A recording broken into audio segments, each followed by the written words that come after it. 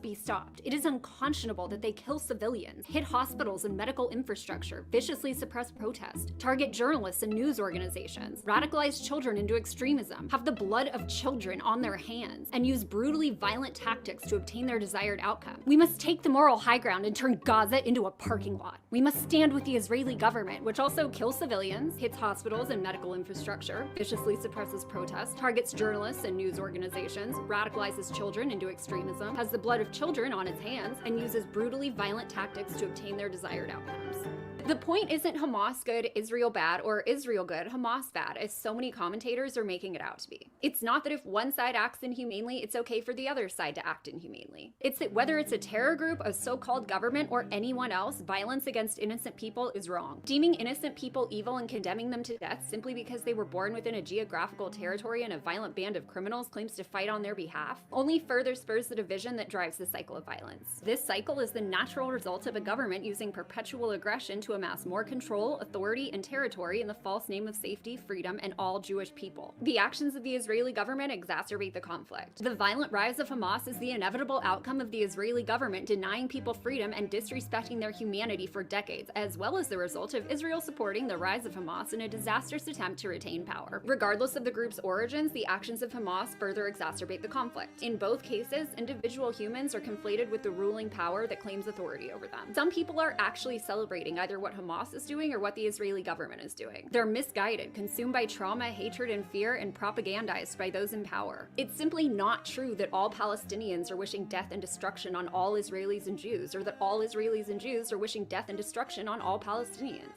Claiming otherwise is delusional, tribalistic, and hyper-emotional. This collective demonization of millions of people feeds the violence and empowers those who commit it. Most human beings just want to be free and to live in peace alongside their families and loved ones and communities. The biggest threat to this in Israel and Palestine is not Israelis or Jews or Palestinians. It's the sociopaths with violent authority who manipulate the people and claim to represent them in acts of extreme brutality. But as long as so many people keep feeding into these ruling class divide and conquer narratives and endorsing this painful cycle of violence against the innocent while claiming the moral high ground, they will continue to chase that elusive peace, abandoning their humanity and hatefully wondering why perpetual violence repeatedly fails to stop violence.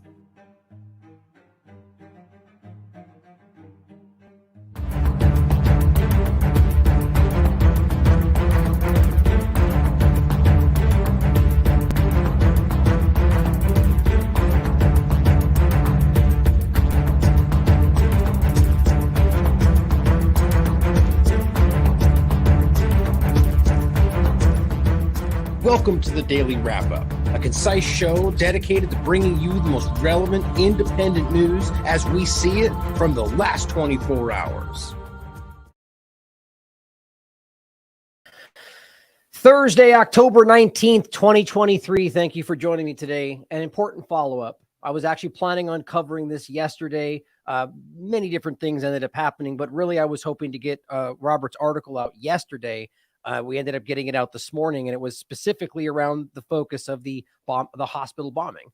And it's a really outstanding article that we're going to go over to start today. And it's one of those discussions that I think is really important to understand what, any government, any power structure, as Carrie aptly discussed right there, is capable of. The lies, the manipulations, in fact, the carrying out of violence against your own people to justify actions against, or rather carrying out violence against your own people to carry out violent action against other people, or even again, against your own people. And think of 9/11, think of many different actions we've talked about. So it's important to make sure we go through the evidence in regard to the Al-Ahli, I believe it's pronounced, hospital, or known more generally as the Baptist hospital, and the bombing of it and what the evidence really does show. We went over that the very day it happened, and just based on the evidence that was in front of us, it seemed like an absolute no-brainer. Even corporate media like BBC, for example, was saying I don't know what the one video, the guy's kind of like, there's really nothing else it could be but the Israeli strike. And of course the evidence was very clear to me. Now with more fleshed out information, I think it's literally undeniable what actually happened, despite all of the breakdowns of, we'll go through it today and show you why I think it's very clear this was an Israeli bombing of this hospital. And I say I think, but as far as the evidence shows, I would argue this is a proven fact. But we'll go through it. As always, you can decide for yourself. And it's really interesting that we're at a point where we can prove even then, I think we can prove this bombing, but we've already come to a point where it's documented that the Israeli government, either via negligence or direct bombing, and I think it's actually both, has bombed UN hospitals, UN schools, UN general locations for refugees. And they're openly discussing this. Another school of the United Nations was bombed. 6 people were killed. We're going to talk about that today. Over 1,000 children in Gaza killed. It's not hard to wrap your mind around with the many different statements that they're all the same, coming directly from the government and people in the military, and then the indiscriminate bombing that you can see with zero evidence about whether Hamas is in every single location they're targeting, despite the fact that it's been proven that, one, they're not using human shields directly from UN information. Also, the fact that they have underground tunnels, and the argument that they're bombing buildings because they're stationed there, and no evidence is ever given, no research or investigation is ever conducted, and you can prove throughout history that this is something that they have lied about, including the hospital point. This is the narrative we've already seen from before, where Israel blames Palestinian Islamic Jihad, just like we're being told today. Then the narrative kind of wobbles and flips. Then they say, well, it might have been them, or it might have been Hamas, or no, it turns out that it was actually something we were firing and it was their fault. And then eventually the story after a month comes back to, we did it, it was an accident, and it goes away. And yet nobody stands back and goes, that entire month of lying about who it was turns out it was an accident, sort of like the Shireen Abu Akleh discussion, where it was batted around back and forth until it turns out they admit, yes, it was a misfire, it was our fault, but it's their fault because they were present. And nobody stops and goes, okay, even if that's the truth, which I think we can prove it's not in every one of those cases, you still lied about this, or at the very least forced a narrative when you clearly didn't know the reality. And yet people still have a hard time wrapping their mind around whether this one could be another version of that lie. And this is the kind of thing we've seen circulating from the US perspective in the United States, where people say, whether it's Ukraine or Israel, they lied to you about this one, this one, this one, this one, and just rattle off every historical war we've experienced under, guise of fighting for your freedom. And we were lied to, and we can prove it about every single one of them. But this one, they're telling you the truth about. Pretty naive to think about. But I think other than just the hospital, we're going to make a general points today, a lot of information around what's really going on. And I think the point that I said in the title today, other than the UN hospital and other than the US citizen child who was killed, we have verifiable evidence, by the way, not that it's any more important than any other life. The point of that today is to make sure we understand that there are US citizens that are being killed, and we can prove it, and they only care about one side of this narrative. You haven't heard a single discussion, neither with Shireen, because she was also a US citizen, or with the child that was just killed, or the 400 to 600 US citizens that are still trapped in Gaza that nobody talks about. But other than that, my point today is in general, just this whole discussion has truly exposed, and I said, kind of facetiously, everyone. I don't think anybody took that title to mean literally everyone on earth was exposed. My point is to argue that this has exposed a huge portion of respected and society, media. Like, it's really alarming to see how many people lose their objectivity, maybe by accident, maybe because they're blinded by a certain part of the story, or simply because they are willing to lie for this, for any number of reasons within that conversation. But it's really unnerving. People, like I've said since this started, people I respect, people that I thought were nailing it on COVID, are somehow just choosing to ignore this or can't see it, which makes me either question their ability to do that research and how they were able to figure these things out, whether they were just kind of towing lines from everybody else, or just this topic is something they're unable or unwilling to be honest about. Either way, I think it's an important thing to stand back and realize. And you've seen me poke, and I'll poke again at somebody like Ben Shapiro today, because it's a really flagrant example. He's getting ratioed on his own post from his own audience right now, because I think people, same thing with like Rebel News, for example, because they gained a lot of audience from people that weren't necessarily left, right, or however you want to frame different things. They were just, COVID is a lie. People are being lied to about the medical apartheid system and the medical kidnapping and all sorts of things. And now suddenly those same people who are reasonably objective are going, wait a minute, how in the hell are you taking this stance right now? You guys either are not objective, or you are lying about something, or you can't see it. And so they're realizing that. I think that's important. On the note of medical kidnapping, by the way, I'm going to be releasing my interview that was very, very powerful and emotional and heart-wrenching tomorrow, which is a focus on a child named Autumn, who is in, basically our interview is in the hopes that we can stop her from being medically kidnapped because of a lot of different things. That'll be coming out tomorrow in the morning, most likely. So make sure you tune in for that.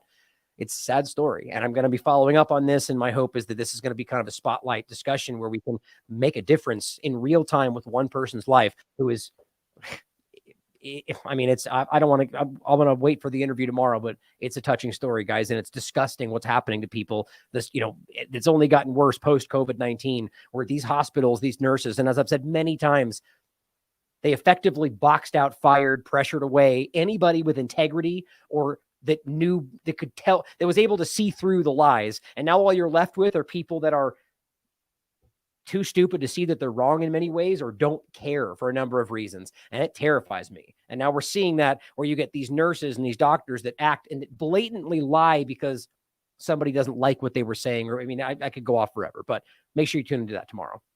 So let's start today. Well, in general, I want to give a huge shout out to Carrie Wedler. I played that video to start today. As I said, this is exactly why Carrie is such an important voice in the independent media. And of course, as you know, next week, she's going to be joining The Last American Vagabond. And I'm very honored to have her be part of the team, because always, from the moment I started doing this, she's been somebody that stood out to me, somebody I respect, objective, nonpartisan. She sees it, man. And she is not swayed by all the nonsense of either side, as you can clearly see. It's important. We're looking to change some things, guys. I need your help to do so. So let's start with something interesting that is an overlap. Here is a Ukrainian TV channel explaining why Israeli kids deserve to live, but Palestinians don't. Isn't that interesting? Now, let's not forget the obvious overlap with the Israeli Zionist government in what's going on in Ukraine. The funding coming directly from their government, even to the outrage of numerous human rights groups in Israel going, why are you funding neo-Nazis in Ukraine? Going to grab it real quick. I never think about these things beforehand. I remember I always bring up these same ones and I don't have them offhand, but rights groups demand Israel stop arming neo-Nazis in Ukraine. Just so we understand that this is 2018, literally the Azov movement, the same group, the ADL and everybody else right there. Azov movement. Basically today act like there's no problem. But at the point, as you know, and everybody else, including the corporate media, before it all started, they were all screaming Nazis everywhere. Now, what are you talking about? You're crazy. You're a conspiracy theorist. But just so we understand that, it's very interesting to see. And let's not forget that Kolomoisky, who was part of the World Jewish Congress, who was the chief financier of the Azov movement, as well as Zelensky's entire campaign, and owner of the 1+1 news station, which is where basically Zelensky's predominant portion of his cabinet all came from. Isn't that what you normally do? You bring all the TV guys and all the people that can make a fake version of something be part of your political cabinet for an entire country. Maybe if you want to lie about a lot of stuff, which is what's happening. But ultimately, the point is you can see these tendrils coming from the Zionist entities that are controlling things like this. Same thing from the U.S. government. You can see their fingers all over what's going on in Ukraine. The point is that it's interesting to see this kind of a statement. And there's it's subtitles, so I'll read it to you. Basically saying, I'll tell you how Israeli children are different from Palestinian children. And I should say, by the way, obviously, just because this is on Ukrainian TV does not therefore mean everybody in Ukraine thinks the same way or all the government thinks the same way. But the point is, we do know very clearly, based on what's happened thus far, that it's explicit, that they do not care for the children of Russia or literally anybody Russia. Or maybe if you just simply say anything that's like mediocre pro-Russia, you're going to get strapped to a pole, and you know how it goes. We've already shown you all the horrific things that are happening that they try to blame on. I mean, you know how it goes. The point is, you can see that this is something that makes sense in the context of one life matters more than the other, as long as they're on the other side. The same thing your government's doing right now, by the way, acting like they're the rules-based international order and they care about human life, and they really, really, really don't. But it says when an Israeli child is growing up, and it's not just about love and prosperity and so on.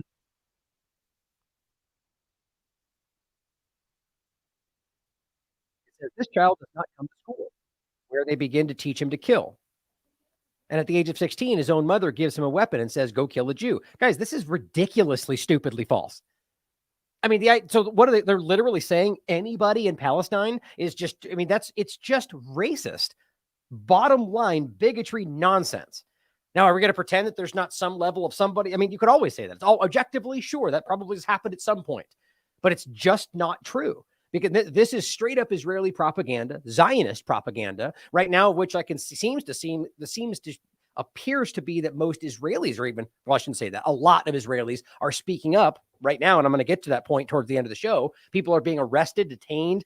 People are losing their jobs in Israel because they're simply going, maybe we don't kill everybody in Gaza. Oh, go to jail because we're a democracy, right? I mean, that's my point about exposing everything. This thing has been cracked open because of what they've done. And as I've said 1,000 times, and as well as the people that are being arrested, nobody's pretending like what happened to Israelis was okay or not part of the conversation. We are outraged by the attacks on civilians anywhere. But if you can somehow pretend like this onslaught, a genocide of over just 1,000 children alone, not even talking about the tens of thousands of civilians we're talking about, just over 1,000 children. Over 1,000 of just children in Gaza. Think about how disgusting that is. Now, over 600 something women. I mean, the point is just those women and children outnumber the amount of people they claim were killed from the original incursion. So it just shows you how lopsided this has become. And yet, if you simply go, yes, it was terrible, it was a genocide, it was a crime, what happened to Israelis? But let's not do the same thing over here. Oh, you're arrested. You're a racist. You're anti-Semite. Nobody's stupid enough to fall for that. Either you are corrupt or I should say, most people are not too stupid or stupid enough to fall for that. You're either corrupt or you just can't piece that together. Most people are going, well, that's just dumb. Like even people that have a side are like, come on, like that's obviously ridiculous. You are carpet bombing an entire community, ethnicity, however you want to call it. I mean, it's just like you're wiping that. And it seems that's the case now that we see 50 plus family generations just wiped off the map. Anyway, the point is, as I just ranted for 30 minutes, the point is they're telling you a lie here. That's saying that anybody in Palestine raises their children to kill Jews. And that is what you're getting from people that are showing themselves to be clownish cartoons of the highest order today. People like Ben Shapiro, people that are coming out and just screaming things they can't prove. And but you're a journalist though, right? You're just saying emotional. Are you a journalist or are you a PR person for Israel? I think people are getting the point. Here's what it goes on to say. I mean, that's the difference. Both an Israeli mother and a Palestinian mother, and I understand I'm saying things generally close to Nazism. But this is not about Nazism. All right. So it's just not the same thing. Right? Because we're better. They're, typical, right? The people on the side that it's always the side that tells themselves they're not the bad guy, right? Now, the Spectator Index points out, Axios reports that the U.S. will send tens of thousands of artillery shells to the IDF that were, of course, originally going to go to Ukraine. Isn't it funny how we just dropped that like a bad habit? Who cares about Ukraine now? We're focused on the next story. It's just sad how many people go along with this and just make up an excuse about why that all makes sense. It's the biggest thing for the entire world. If we stop now, Russia's going to take over everything. Oh, show you Israel. Look over there. Who cares about the people they were just telling us are going to take over the world if we don't stop them? Because now we're talking about this bad guy ISIS group that's bigger and strong, but it's not though. But let's just pretend like this. I mean, think about how stupid that is. Now, all of a sudden, you got Trump telling us that Hamas is going to come in from the southern border. You got Blinken and everybody else around the world. Oh, they're going to lone shooters are going to act like Hamas. I mean, they took over the conversation on a dime. I mean, we must realize how ridiculous that is. At the very least, they can both be equally important at the same time, but not when we're being lied to, not when it's a propaganda game. Either way, the point is now it's going from Ukraine to Israel. We're taking it from Ukraine, who the moment this whole thing started, Ukraine was on the precipice, right? They're running out of ammo. We don't have enough. Zelensky was asking for more money, and now suddenly we're taking weapons from them to give to Israel. Yeah, but it's all good, though. Just stop paying attention over there. It's like North Korea or Venezuela, whatever story at the moment was the biggest thing in our democracy, suddenly telling you to look another direction. Just shut up and take the story. The point, tens of thousands of shells. So now the U.S. government, even though we knew they were specifically and explicitly involved with what's going on, they're now literally sending weapons as the world is seeing that they are committing genocide. So you're invested, man. That's why I think Biden especially and the rest of them are pretty meek about this right now, trying to kind of waffle back and forth about things, waiting 7 or 8 days to go, oh yeah, Palestinians matter too, though. Let's care about that after 7 days of indiscriminate bombing. It's too late, guys. You're culpable. You are complicit. Now, what's interesting is as they're sending those shells, here's just one of them. I've shown you probably 15 different statements from literally the president of Israel, who says there's no innocent people in Gaza. Or, I mean, it's just not hard to see. Many different statements directly from government telling you that there is nobody innocent. All Palestinians are terrorists, and yet we're supposed to pretend like they're only targeting Hamas. Here is one more just to make the point. The foreign minister now from the Likud party says, at the end of this war, not only will Hamas no longer be in Gaza, the territory of Gaza will be also decreased. So there is no way to decrease the size of Gaza without getting rid of people in Gaza, as well as the fact that decreasing the size is not allowed. But neither are the illegal settlements, and they're all violations of UN resolutions and supposed international law, but nobody cares because it's literally happening right now, and it's been happening nonstop for 75 years. The point is, here's some more weapons while you continue to break the law. That's the point. Here, Dan Cohen points out an Israeli lawmaker, Moshe Feiglin, calls for genocide on national TV. Not surprising, right? This is the point. They're openly stating this, even though it seems pretty clear that the world is right now, people that you would not expect going, whoa, either they hadn't seen it before or they're finally going, this has crossed the line. But now people are speaking up. And just so it's very clear, it shouldn't need to be, we're talking about the Israeli government, specifically the Zionist-controlled government. Nothing else in this context. We're talking about the government who wants to kill Palestinians. Destroy, annihilate, kill. Subtitles again, I'll read it to you. It says, to not kill them is to be cruel to our children. They need to know that when such a horrifying thing happens, the rules break. The Jews also know how to kill indiscriminately. Anything less what I just said. So just to be clear, by the way, even if you think, first of all, that there was indiscriminate killing the other side, which is debatable at this point, and they mean that. The evidence has not backed up the bigger story that was sold. Does not mean innocent people were not killed. But the point is, he just said, but that we can kill indiscriminately. Okay, so even if you think it happened first, to just say you're going to do it back is also a crime. You don't just get to say it's eye for an eye. That's not the law. Okay, rules-based international order, the international law does not mean because you were attacked, you can then go murder civilians back. That's not how that works. But the point is, that's what they've been doing, whether that happened in the first place or not. And it's, again, don't forget, we already went over the very iffy and suspicious overview of the whole thing, where there's a lot of people in Israel that feel that this was either allowed to happen or that they were literally involved with taking care of or carrying it out. Now, I think that there's evidence to that. But the point is, the fact that there are Israelis and seemingly a growing proportion of people in that country who think that's not something we should dismiss. Now, I think I don't think I included that, actually. Let me grab it real quick. The last show that I just did. I'll keep going. We'll grab that for you. The point is, we just went over that, the false flag possibility and the information. I also had the interview with James Corbett, but I just feel like the audio was so terrible, which was not James's fault. That was just some weird thing. And I just don't think that's the best example for you to listen to. But if you're willing to tough it out, James makes some excellent points, as he always does. Here was the last one.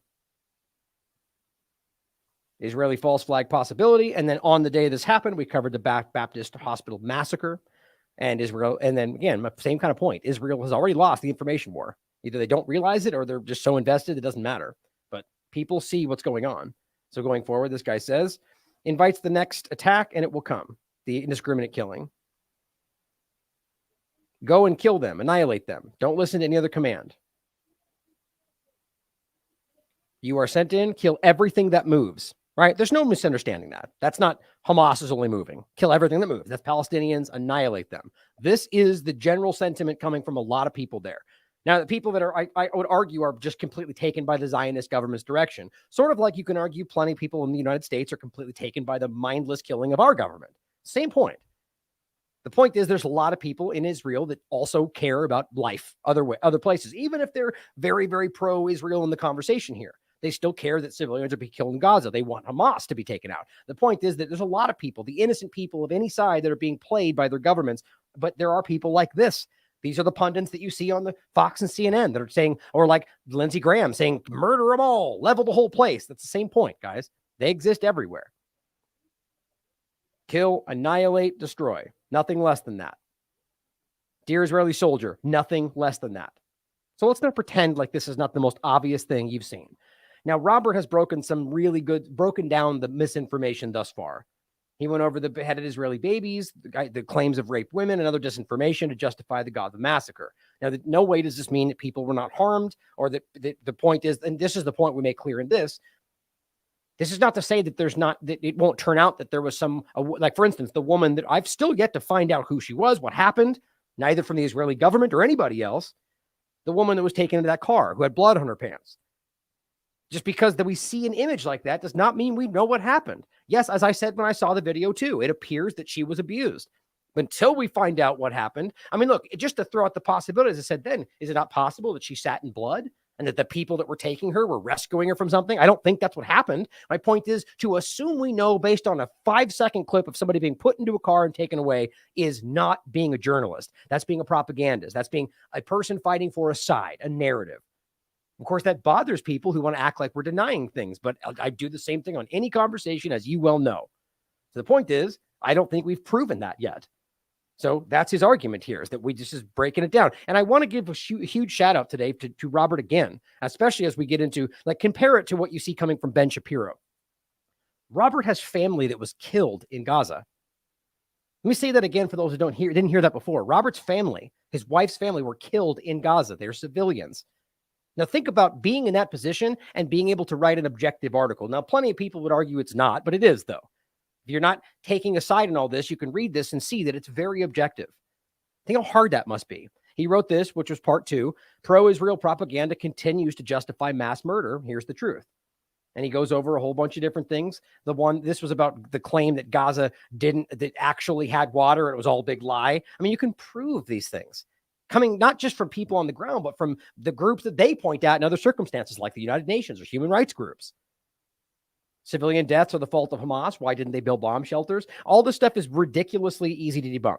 The fact that, first of all, it's an open-air prison, and second of all, they don't even have the resources to do it. Why? Well, because it's an open-air prison, and Israel controls every resource to the T. Doesn't even let them have enough concrete to make the things they might need, or any other resource for that matter. Easily proven, but the average person doesn't know this stuff, so they get swayed by well-put-together misinformation, which is weird, exactly like they pretend we're doing the opposite of what's happening. The idea of, and then there was a really good point he made in this in regard to the digging up the water pipes. One of the arguments they keep, look, they dig up the water pipe, that's why they don't have water. It's a complete lie, first of all. But second of all, the water they do get is controlled from outside by Israel, as evidenced by the fact they cut it off. So the fact that it's 97% undrinkable is not because the pipes aren't there. It's because that's what Israel makes the reality, by taking it from the source that is untreated from the ocean or from the sea. And the point is that settlements, as he argues in this article, or makes clear in this article, that are literally neighbored alongside certain places, like, for instance, even in the West Bank, have unfettered access to completely clean water. Yet the groups that right next to them do not. How do you explain that? They're not doing anything different. And I'm talking about the West Bank in this case. They're literally taking water from under the West Bank, and the majority population of Palestinians have access to 17% of the water. It's actually right there. And the minority population of illegal settlers get completely unfettered access to completely drinkable water. That is ridiculously obvious. That is racism. That is apartheid, is what it is. My point is, what he proves, and you can prove this yourself from sources like the UN, that Hamas, what they in fact did, the video and the image they're showing, which is from Al Jazeera, was they dug up water pipes from the left settlements, the illegal settlements that they left for whatever reason. They dug up their water pipes, and again, proves that Israel goes that far to help the settlements right next to them. Obviously, which we know why. The point is, that's what they showed. And the point on top of that, I mean, the same point going back around is, even if they didn't, the point is the water is undrinkable anyway most of the time, because they use the same source that they then dump their sewage into. I'm talking about Israel, not Gaza. Open air prison, guys. Important to understand. And read this if you want the real breakdown. Robert's doing an excellent job. And on that same note, by the way, just since he wrote it today, a profile of misinformation expert Brandy Zadrozny. This was an article from Derek Bros. Interestingly, just pointing out, this is why I think it's relevant today specifically, the concept of what a misinformation expert is. As we're watching all of this provable fake information fly around, they don't give anything. They don't care. They let it fly and don't even poke at it. right? But you get people like this whose entire job, by the way, we should laugh about a misinformation expert. In a way, you're basically calling her an expert at misinforming people, which is probably what it really means. But the point is, she interviews Derek about his Hamblin, the Utah ritual abuse investigation, which, by the way, if you up here, if you haven't noticed, you can see all the people on the team, and each one has individual investigations. One we're talking about right now is the Utah ritualized sexual abuse investigation, which was literally started by the Utah County Sheriff's Office. And it's completely, people were arrested already, and nobody cares apparently. But the point is that she, with the guise of kind of like, let's talk about it, was really about making him look like he was a conspiracy theorist. The point of this article, read it. It's a good article. And he recorded the entire conversation here, even though they put out a selectively edited version, which is what they always do, edited version, is that he makes the point that her overall when you break it all down at the end of the conversation, what she says, I thought there was a quote, I think it's right here. But anyway, the point was what she basically says is that, well, she doesn't publish anything unless it's been verified by somebody, by an authority. And he pokes into that. And the overall point, and she reiterates, the overall point is, well, the point he makes is, for instance, the Seymour Hersh famous article of My Lie, or these different conversations. Her argument was that they never should have published those unless let's just take, like, for instance, the Nord Stream pipeline, Seymour Hersh, right? Is that, well, and unless the U.S. government confirmed that it was real, then they shouldn't have published that. All that means is people like this are controllers for the ruling class, for the predator class, whether they know it or not. Or how about we wait for the CDC to confirm that shots cause myocarditis, right, guys? How long will that take? Well, she'd call you misinformation if you said it without the CDC confirming it, even though we can confirm it with the very peer-reviewed science they claim that they need to look for. Sad, isn't it? That's what these people do. It's a joke. I mean, they literally, hopefully, as we go forward, people will look back on this era of the misinformation expert and laugh, because these people are a joke. And I don't even think they know it, which is embarrassing.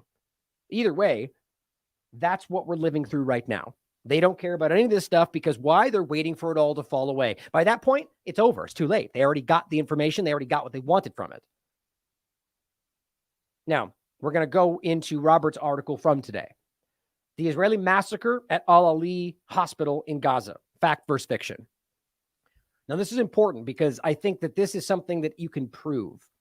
And right now, it's destroying the conversation. I mean, first of all, whether or not, even if you think that their argument that Hamas, Palestinian Islamic Jihad, because they changed their narrative halfway through, they really did. They edited their tweet.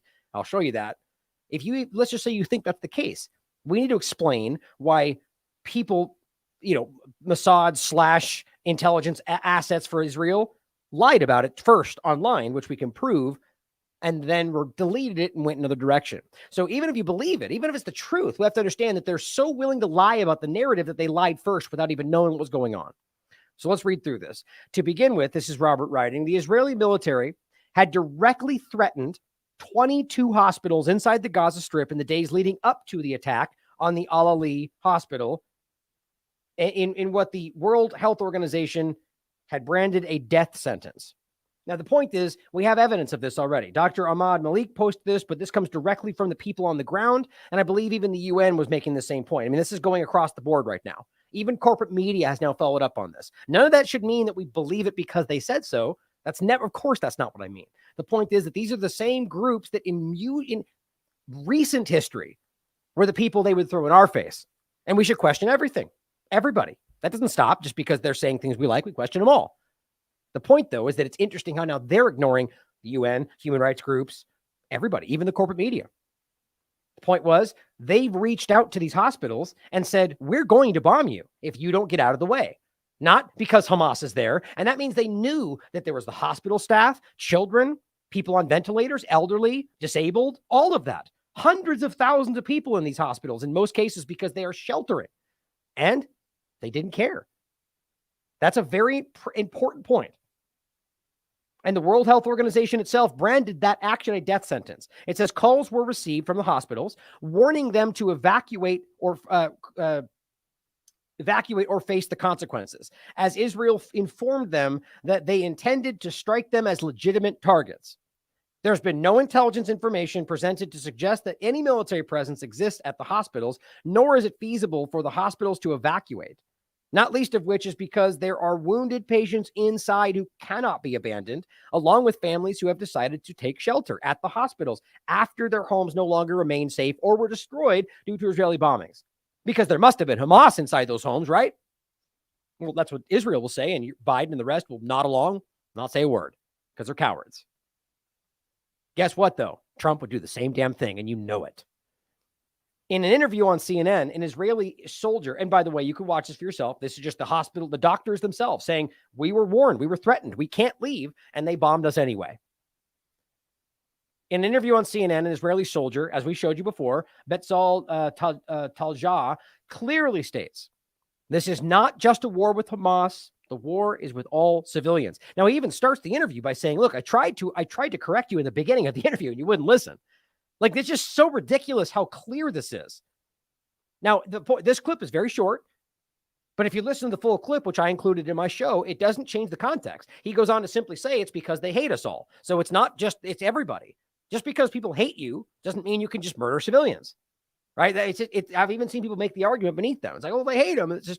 It's almost like this whole Israel conversation has not only exposed that none of these people really care about human rights or international law, but that now going forward, that's out of the bag. Like the toothpaste is out of the bottle, right? That's not, we're going to go forward now where people are going to point at stuff like this and take their own actions. By the way, and here was Ezra Yachin, who is from the Lehi Party.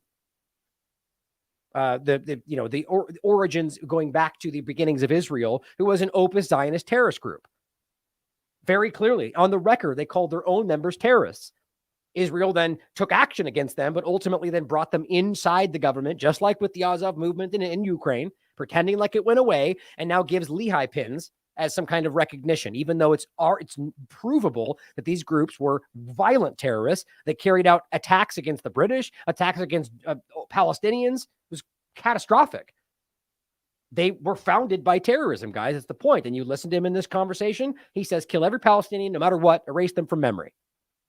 But and giving this speech to a bunch of Israeli soldiers on the record. Now it says, although Israel has been pressured to accept allowing limited aid from the Egyptian border side, has repeatedly prevented that, bombed the crossing up to 4 times now, as even Egypt has attested to. And they bombed it after announcing on 2 separate days that the aid convoys would be allowed to cross. Bombed them as people went to the crossings, bombed hospital personnel and ambulances as they went to rescue them. Every one of these things has been even reported by corporate media, backed up by human rights groups. Amnesty International accused openly Israel of bombing these locations and bombing civilians. Doesn't matter. Here is CNN, by the way, making it clear as they openly ask. So this is really, they're starving Palestinians into submission, basically. And the guy goes, well, it's a war. Oh, so now war crimes are just blasé, right? We just go, oh, well, it's just a war. Well, would you say that if Iran was starving its own people? Would you say that if Venezuela was starving? The point is, you guys starve people in these countries, as the U.S. government I'm speaking about, and then all of a sudden you blame them for doing it. In this case, you literally prove that they are starving people, and you guys go, well, it's a war. So be it. You're ridiculous. Like, you guys should be worrying. I mean, that's clown shoe ridiculous, guys. That's as dumb as it gets. These are people that 30 seconds later are going to accuse Russia of doing the same thing and call it a war crime. Between October 7th and October 18th, this part's important. The WHO confirmed 136 Israeli attacks on healthcare, of which 74 impacted transport, ambulances, directly from the WHO. And I have the information. Oh, here, I think I'll just open it from the article. Where was it? Shoot. Oh, here, I've opened. 1 second. I want to make sure you guys can see the link. You have to put in the info every time, but use this link. It's important.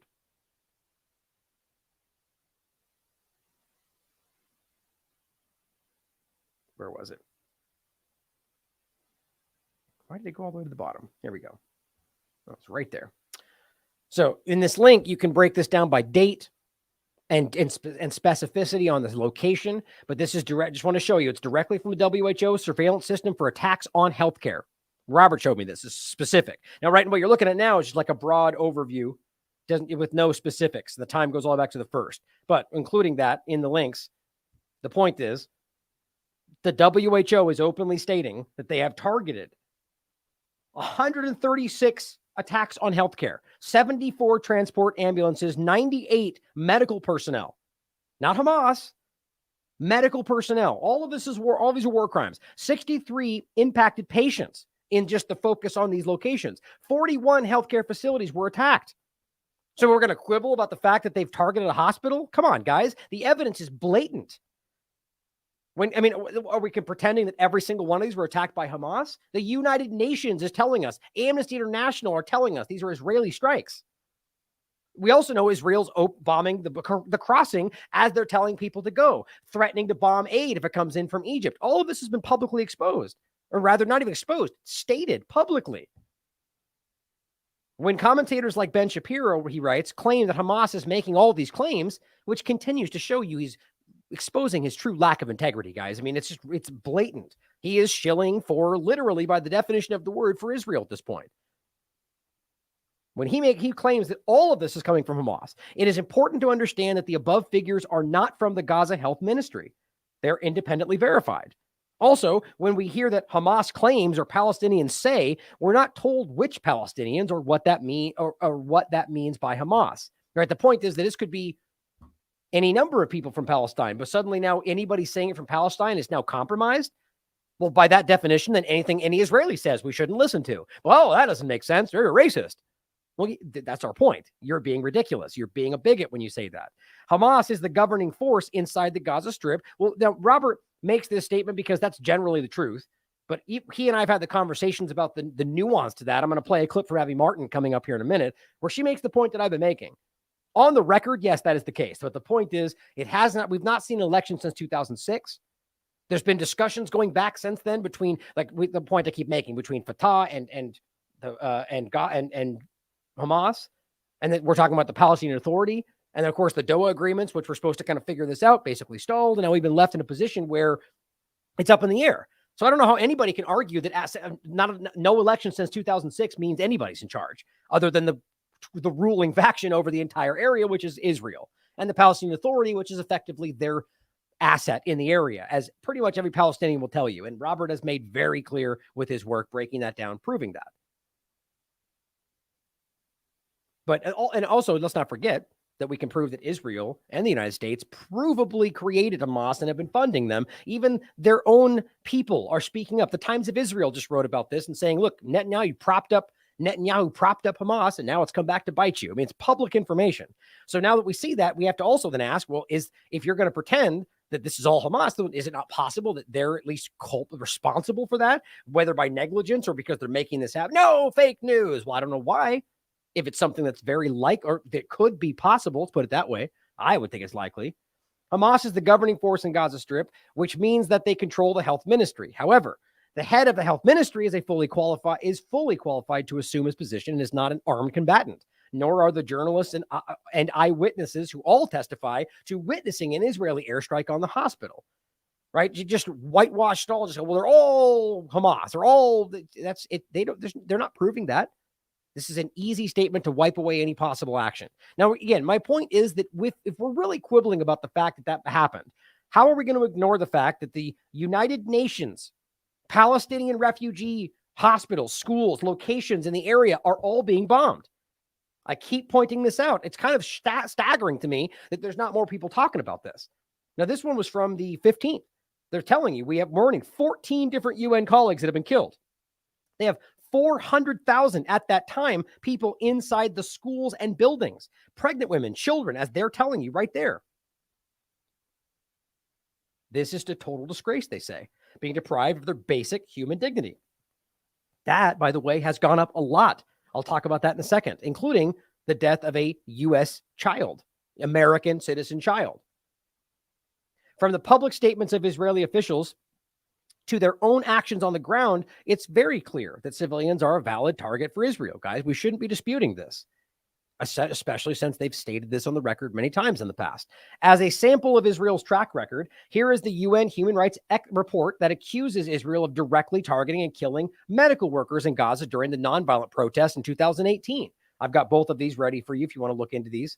Very clear, one from the United Nations and the other from I forget what the OCHA stands for again. It's also the WHO, but I forget remind me what that stands for, the OCHA. Either way, the point is, UN document, report of the Independent Commission of Inquiry established pursuant to Human Rights Council. All of these find the Israeli government committed war crimes. I don't even know why we need to prove this anymore. It's, or ever for that matter. It's very clearly documented. Then it goes on to say, and here is a UN inquiry into the war crimes. Oh, wait, I remember that wasn't WHO. I thought that's what it was. Oh, I think I just have, that's what I was doing. I was thinking of this one. In any case, they're all international entities that are telling you what they've documented of Israel's crimes. UN, WHO, and it says, and here in the UN inquiry into the war crimes committed by Israel in 2014. So two different time frames. And 2014 is one of the most obvious, where credible evidence is presented of Israel bombing hospitals in the area. There are many more reports from the 2012 attack, the 2021 attack, the 2022 attack, the 2008, 2009 attack, and other assaults on Gaza, all of which have evidence you can prove, which also documented attacks on civilian infrastructure like hospitals, schools, UN facilities, and the list goes on. But the two reports above are perhaps some of the most striking, which I'll include, and they're also linked in this article. On the question of would Israel do this to Gaza? Well, the answer is clearly yes. I mean, it's not even debatable.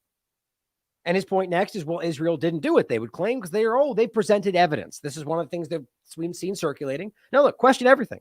Look through the evidence we have here, look at what they're saying, and you come to your own conclusions. I think it's very clear, personally. When the strike first occurred, an Israeli propagandist that was employed as part of his Israeli Prime Minister Benjamin Netanyahu's personal digital team, his name is Hananya Naftali, he released a claim, which most of you have likely seen, that a, quote, terrorist base inside a hospital was struck and that terrorists were killed, which is, of course, let's put it this way. Had that been the narrative that stood, right now you'd have Ben Shapiro telling you that's because it was a Hamas. They were human shields and Hamas was in there. You doubt that? I mean, that's what they're all doing. Do you think they know that? Do you think Ben is flying back and forth from Gaza? He's getting the talking points and repeating them. The point is that's happened many times and they've already been wrong about many. Like the 40 beheaded baby story, which everybody around the world has walked back, apparently other than him and Israel. The point, though, is that this guy comes up and says that very clearly. Here's the tweet, by the way. And then the point is that then his secondary tweet gets fact-checked by Twitter and has a link to the original tweet. So it's not up for debate. He literally said this. Israel Air Force struck a Hamas terrorist base inside the hospital. Number of terrorists are dead. It's heartbreaking that Hamas is launching rockets from hospitals, mosques, and schools. Then deletes that and then says, well, a mysterious explosion in Gaza. Hamas blames Israel for this. I believe it's either failed rocket. Really? So all it really shows you, even if you think their narrative is true, is that they are actively lying, as any government is in the middle of war. That's not up for debate. They all try to control your perception. All we're trying to point out here is that they are doing the same. So we shouldn't just blindly take what Israel says, especially as the evidence is overwhelming that they're responsible.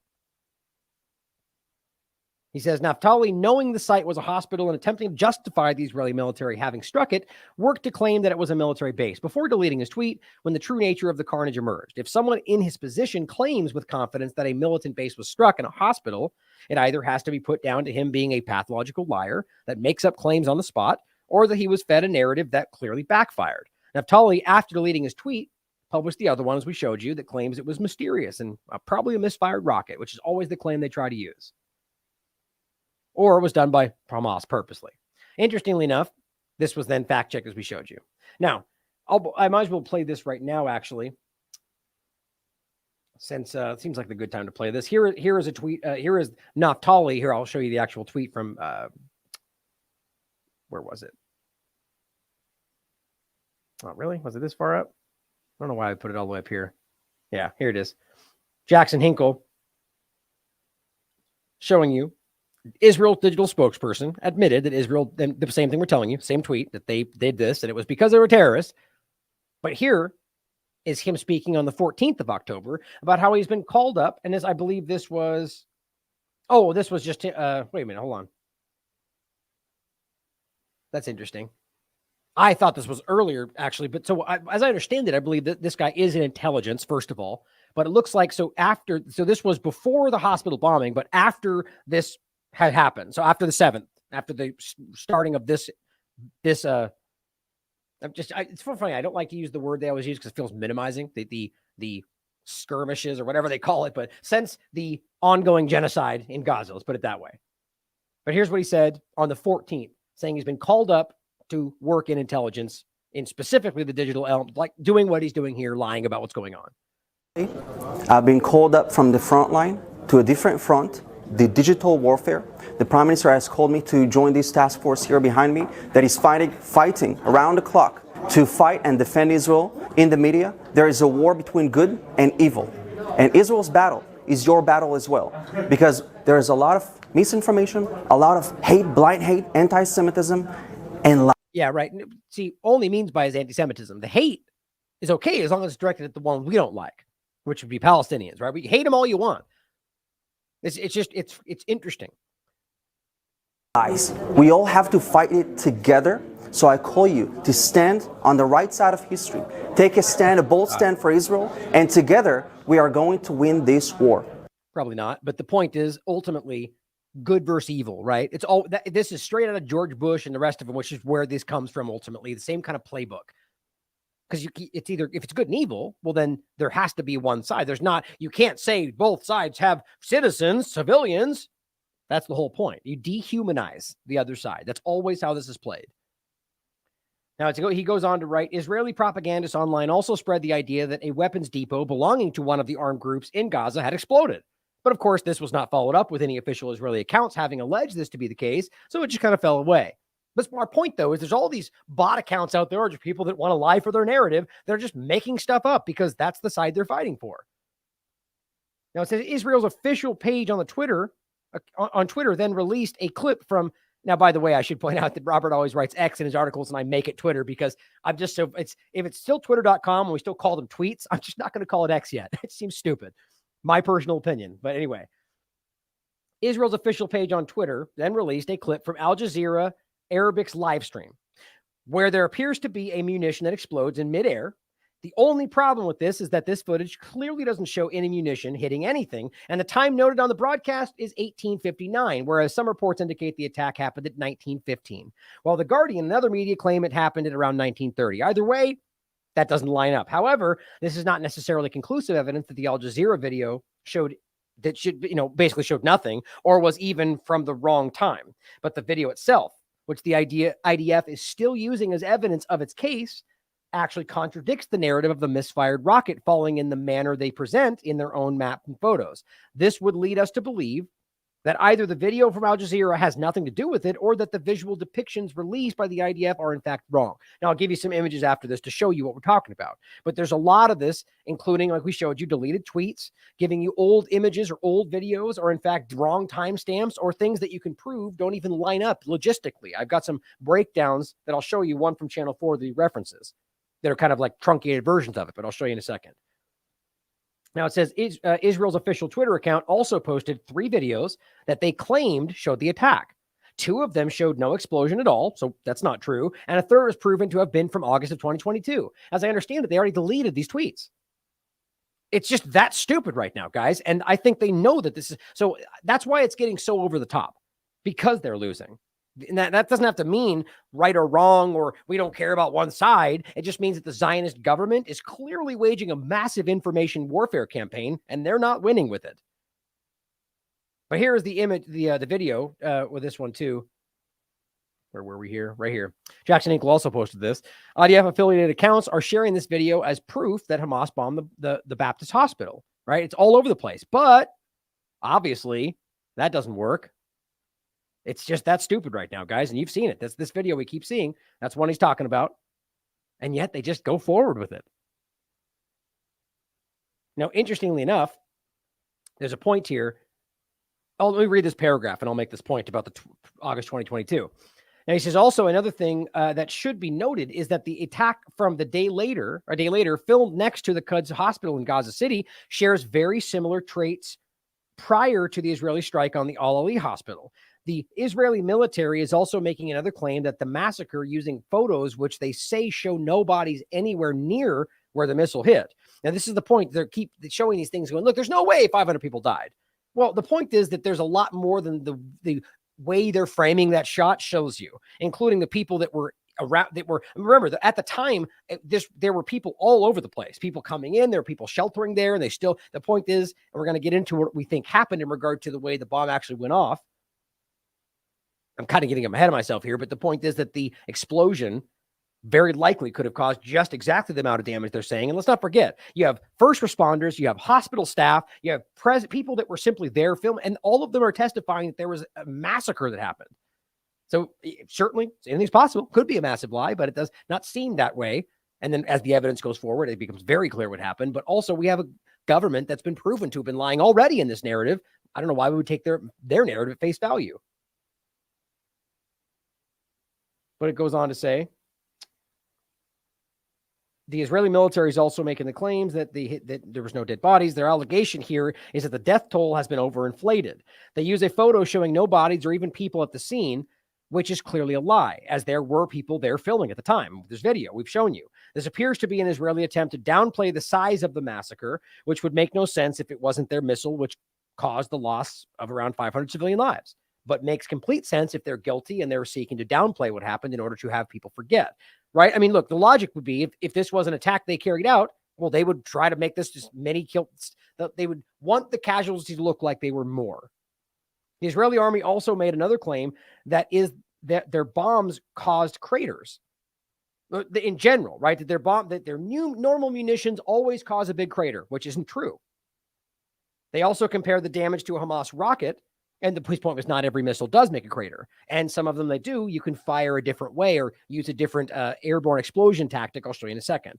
They also compared the damage to a Hamas rocket impact, but use photos from very specific angles that do not show the cars, which were literally flipped upside down, as well as dented from the tops, which I'll show you why that's relevant, by the power of the explosion at the hospital. By omitting photos of the aftermath of the explosion, it's a clear attempt to bend the facts to their own favor. Similarly, they will use angles of nearby rocket fire in order to make it seem as if they're heading in the direction of the hospital when they were not. Also, the Israeli military addressed a press conference filled with journalists, showing that they claimed to be what claimed to be a phone call that was what's wiretapped between a couple of Hamas members. They claimed that they say is evidence of them speaking to each other about the location for which the rocket was fired by Palestinian Islamic Jihad, which I'm not sure how that makes a lot of sense. These are not the same group, but it says in the IDF released conversation, one of the two speakers states that Palestinian Islamic Jihad fired rockets from a nearby cemetery. Yet in their visuals, and I'll show you this breakdown with images after we get through with the article, they claim that the rockets were not fired from the cemetery, another contradiction in their evidence, right? So they basically, the story is contradicting what they claim this audio makes clear. Channel 4 News, which I'll show you in a minute, in the UK, conducted its own investigation of the claims. That's what I'm trying to show people, is that it's really crazy how obvious that the usual people who are usually on the side of all these narratives are finding it hard to just walk along with this right now. That does not mean they're honest. I think at some level, you just kind of have to, it just starts to look that stupid. That's why people are waking up to all these people. Like this might be them just trying to salvage what credibility they have left, if any. But it says they point out the contradictory nature of the two separate pieces of Israeli, quote, evidence, and stated that it can't be both. That's from the UK. That's from Channel 4 News. The same Channel 4 News report stated that the two independent Arabic-speaking journalists had investigated the audio, or that two independent journalists had, which they said was a clear fabrication. That is the UK Channel 4 News saying they investigated and it's an obvious fabrication due to, quote, language, accent, dialect, syntax, and tone. The entire Channel 4 investigation is a must watch. Now, here is Jackson Hinkle's breakdown of this, and I'll play that for you right after this. I think this is, or not his breakdown, but he posted this quick version of that entire investigation, which the entire breakdown is here for you to watch. Now, he goes on to say, as an anecdotal piece of evidence, even with Robert's basic understanding of Arabic, he can clearly tell that this is a fabrication, due to it being so far from the way that Gazans speak and clearly was scripted. That's his opinion, but that seems to be the running understanding from anybody who understands how Gazans usually speak and have any kind of language background. He goes, I know this because my wife is from the Gaza Strip. That's why they have family that have been killed there. When he showed his family members the audio recording, most of them who were born and raised in Gaza, the reaction was laughter at how poor they believed the job to have been. Now, he also contacted Harry Fear, who's a journalist, and asked him similar things, and he confirmed his same opinions. Now, he also spoke to somebody who didn't want to give their name, and basically this was their claim, and it's somebody who has close ties with Hamas. He says the Western people are the only ones who this was made for. Very similar to what we typically get, like the white helmet stuff. Everyone with sense knows that Hamas members use coded language to communicate about sensitive military positions. They also do not use mobile phones. If they used mobile phones, or anything that could be tracked for that matter, why would Israel be listening to them and not have bombed them? It's a good point. Do you think that Hamas is so stupid that they could pull off a surprise attack? And that's still debatable whether that's exactly what happened, but it's a good point, right? The narrative is they pulled off this surprise attack on 15 different locations with the most sophisticated military on earth, and then whoops, we made a phone call. Really? And then enter Israel's sensitive military sites and then just start using phones to talk about their attacks? I mean, it just makes no sense. Now, let's not forget, on top of that, I forget if he mentioned it in here. Yeah, okay, it's right here. He says Israel's official Twitter account also released a tweet in which they quoted the IDF spokesperson as specifically blaming Hamas for having fired that rocket, and then just edited their tweet and made it into Palestinian Islamic Jihad. Like, it's blatant what's happening. Now, I included this, which the citation of the number, which is still being fleshed out, by the way. It seems like that's more than has actually been killed. The point is to listen to the actual way it sounds and the explosion itself. It's very clear that this is an airstrike and that this is the same kind of explosion as I think the JDAP, I think is what the term, or JDAM, I think, the type of missile. We'll get to it in a second. Now it says this is also far from the first time, and this is really important context, far from the first time that Israel has used the claim that a misfired Palestinian rocket had massacred civilians. In August of 2022, this is what's important I was saying before, it lied about this exact same thing, which the international media ran with, just like today, taking Israel at its word, just like Ben Shapiro. By the time I had almost finished this is Robert's, by the time he finished his investigative piece on the issue in 2022 and interviewed the families of 5 children that were killed in a graveyard, unnamed Israeli military officials admitted to Haaretz newspaper that they had been responsible for the attack, but claimed it was simply a mistake. However, the sources from sources on the ground, he was told that the munition fired was from a drone, and therefore the likelihood that the massacre was a mistake is next to zero. So the mistake is the last-ditch effort to remove accountability when they literally targeted civilians, which again shouldn't be hard for you to wrap your mind around, as we just went over this conversation. The op-ed written in Haaretz, "Killing children brings Israelis together," which is exactly what it sounds like. Whether people think this is meant to be sort of a scathing kind of almost like facetious article, that's what somebody's told me, that he's trying to call them out for. It's the same point, guys. Either way, the point is Israel's government kills children for a purpose. Read it for yourself. It's unreal. I went over this recently.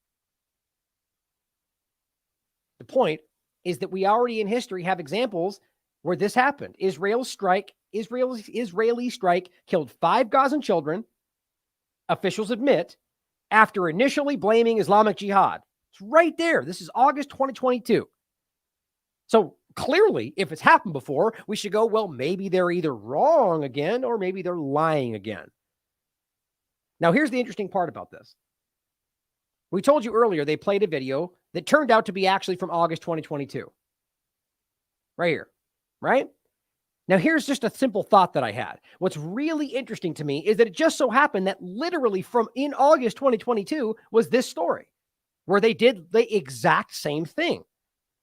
So I'm wondering just whether this was kind of a crossed wire situation where they know that they're like, they have a file for blaming one or the other. And they pulled the video, and it turns out, my point is that in August 2022, they literally blamed Islamic Jihad for firing a rocket that killed children. Right?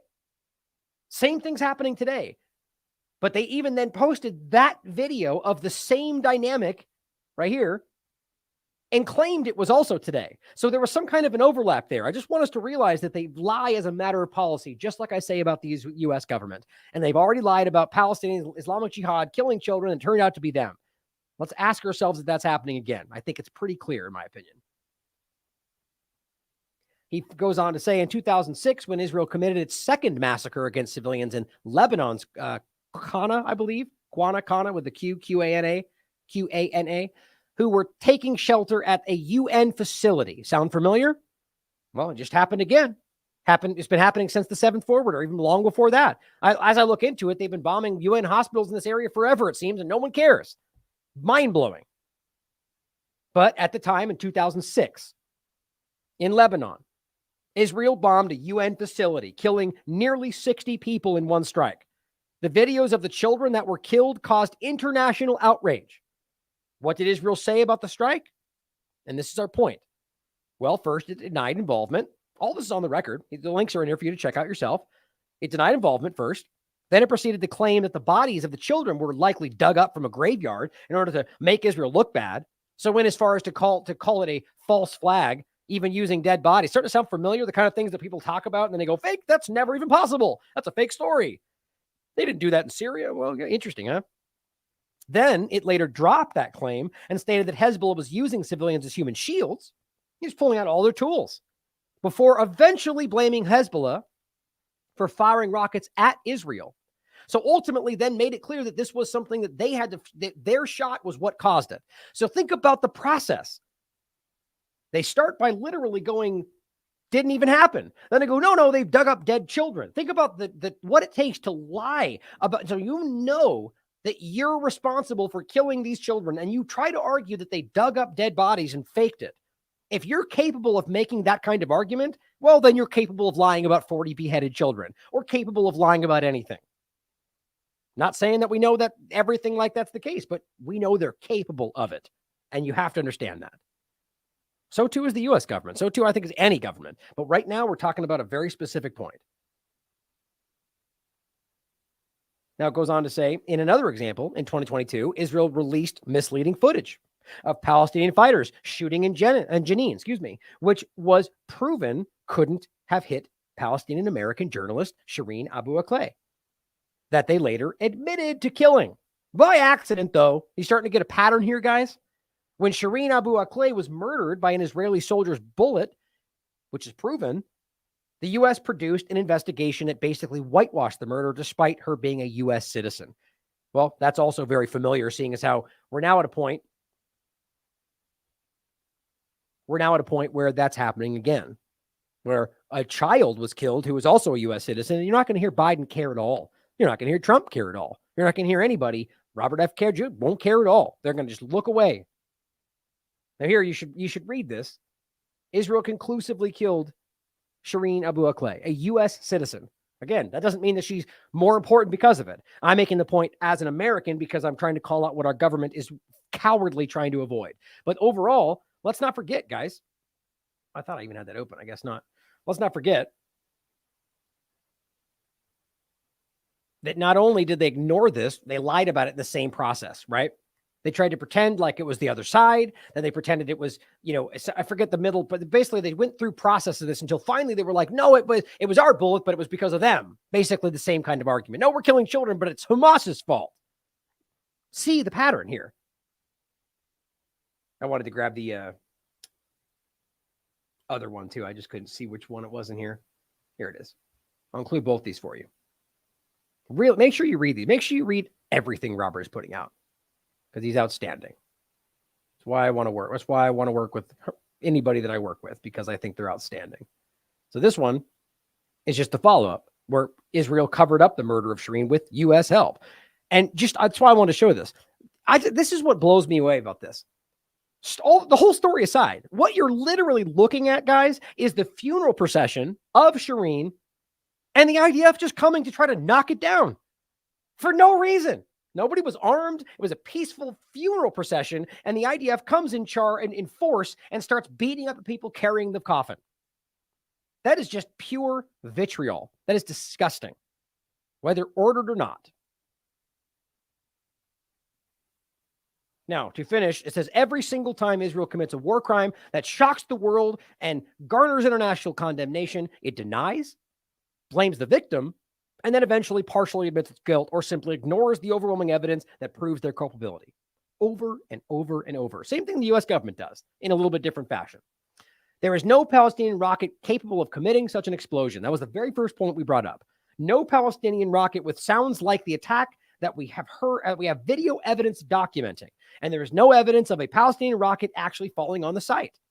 The U.S. and Israel are biased. Both have a stake in the claim that Palestinian rockets caused the massacre, while Israeli propagandists claim that independent journalists, medical workers, survivors, and NGO staff are all Hamas sources all of a sudden.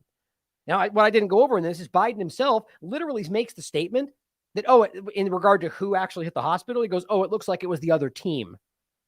What a clown this guy is. Like, I don't know whether that was on purpose or not, but all you really did was destroy any maybe perception of objectivity you had by saying, okay, we're on this team. It was the other team. I mean, just think about how dumb that is. That's not very politically tactful. But it says, at the same time, we must understand that Israel had already killed, guys. When this hospital was attacked, Israel had already killed in excess of 1,000 Palestinian children in Gaza prior to the hospital. And as we said, 20 other hospitals, multiple other medical workers. So I don't even know why we quibble, or UN locations. So its propensity for violence against civilians is very clear. Israeli attacks on Gaza are specifically designed to make the civilian population of the besieged territory pay the price for the Hamas attack on October 7th. Now let's get into a lot more. Now let's first look at, again, this is the Channel 4 investigation, but so let's look at the quick breakdown of this investigation. It's a 1-minute version of it, but I think the whole thing is 5 minutes. Make sure you watch it. It's very clear, guys. So as you got all these screamers on Twitter acting like it's completely sound, a lot of people that I feel the need to make a point about, I already said one of them today. I said, my God, I'm starting to wonder how you got anything right during COVID-19 with how wildly lacking of objectivity you seem to be in this conversation. You guys will see it. Look around. There's a lot of them. But this is the kind of stuff we're seeing, and they're ignoring all of this because they're chosen a side, which is interesting because that's what people are leveling at me, which I'm on the side of the truth and innocent civilians. Always will be. And look, I have a perception here, very clearly, in regard to the history, in regard to the occupation. But let's just say I'm wrong about that somehow. Clearly, I think that the people of Palestine are occupied. And I think that what they're doing have been suffering for 75 years. So we all have biases, guys. The point is that we have to stand back and try to be objective in the face of that. Not just toe the line for your party, your side, your football team is what it all feels like right now. Or, in that sense, ignoring stuff just like this. Happened.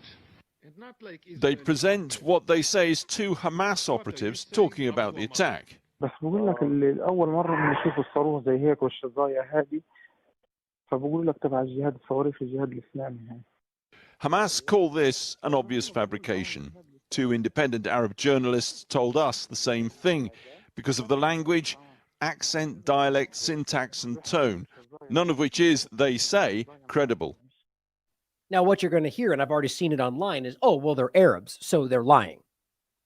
Just really starting to show you how disgustingly racist, bigoted, and one-sided the people screaming for the rules-based international order are. The very people screaming about equity, right? And it's sustainability, and we're going to make the world a happy place where everyone holds hands and nobody cares about your gender. And then they go, but that one sucks. We don't like them. Kill them. It just shows you how completely hypocritical they are. We're seeing that right now, where the very people that are screaming about, let's not forget, Israel's government is acutely involved with the Great Reset and the Sustainable Development Goals. And they're the ones going, well, if they're Arabs, they're bad. I just think about how ridiculous that is. Not every Israeli, but I'm talking about the Zionist government. I've already shown you the evidence. That's not my opinion. Equally, Israel claims the Islamic Jihad failed missile was fired from here, a cemetery very close to the hospital. But look again at the video of the event. The trajectory of the missile doesn't line up with that location. Too high, too horizontal. Confusingly, the Israelis' presentation also says the missile was fired from a location down in the southwest. It can't be both. Right, so right there, it's very simple. Right. These are basic contradictions. The one they're saying is the main one. It doesn't even line up with trajectory. And then they make another claim later that contradicts their original claim. People just don't care. People have chosen a side. Islamic Jihad say it was an Israeli missile and they have the warhead to prove it, but they haven't produced it. Well, it's more likely that it's not that they haven't produced it. It's that nobody cares. Is anyone trying to find it? Is the UN or anybody else, any investigators trying to find out what they have? Nobody wants to hear it. Everyone's too afraid they're going to get caught up in some kind of an attack. like being canceled or whatever we want to talk about. Well, here's Dan Cohen showing you another one. Al Jazeera digital investigation itself debunks the claims. And this is from, this is one from Al Jazeera. There's also another one I'm going to show you next from a United States military expert, all of which tell you the same thing. His claim was, Dan Cohen, that Israel bombed the hospital, end of story. He agrees that the evidence is undeniably clear. I agree with that too.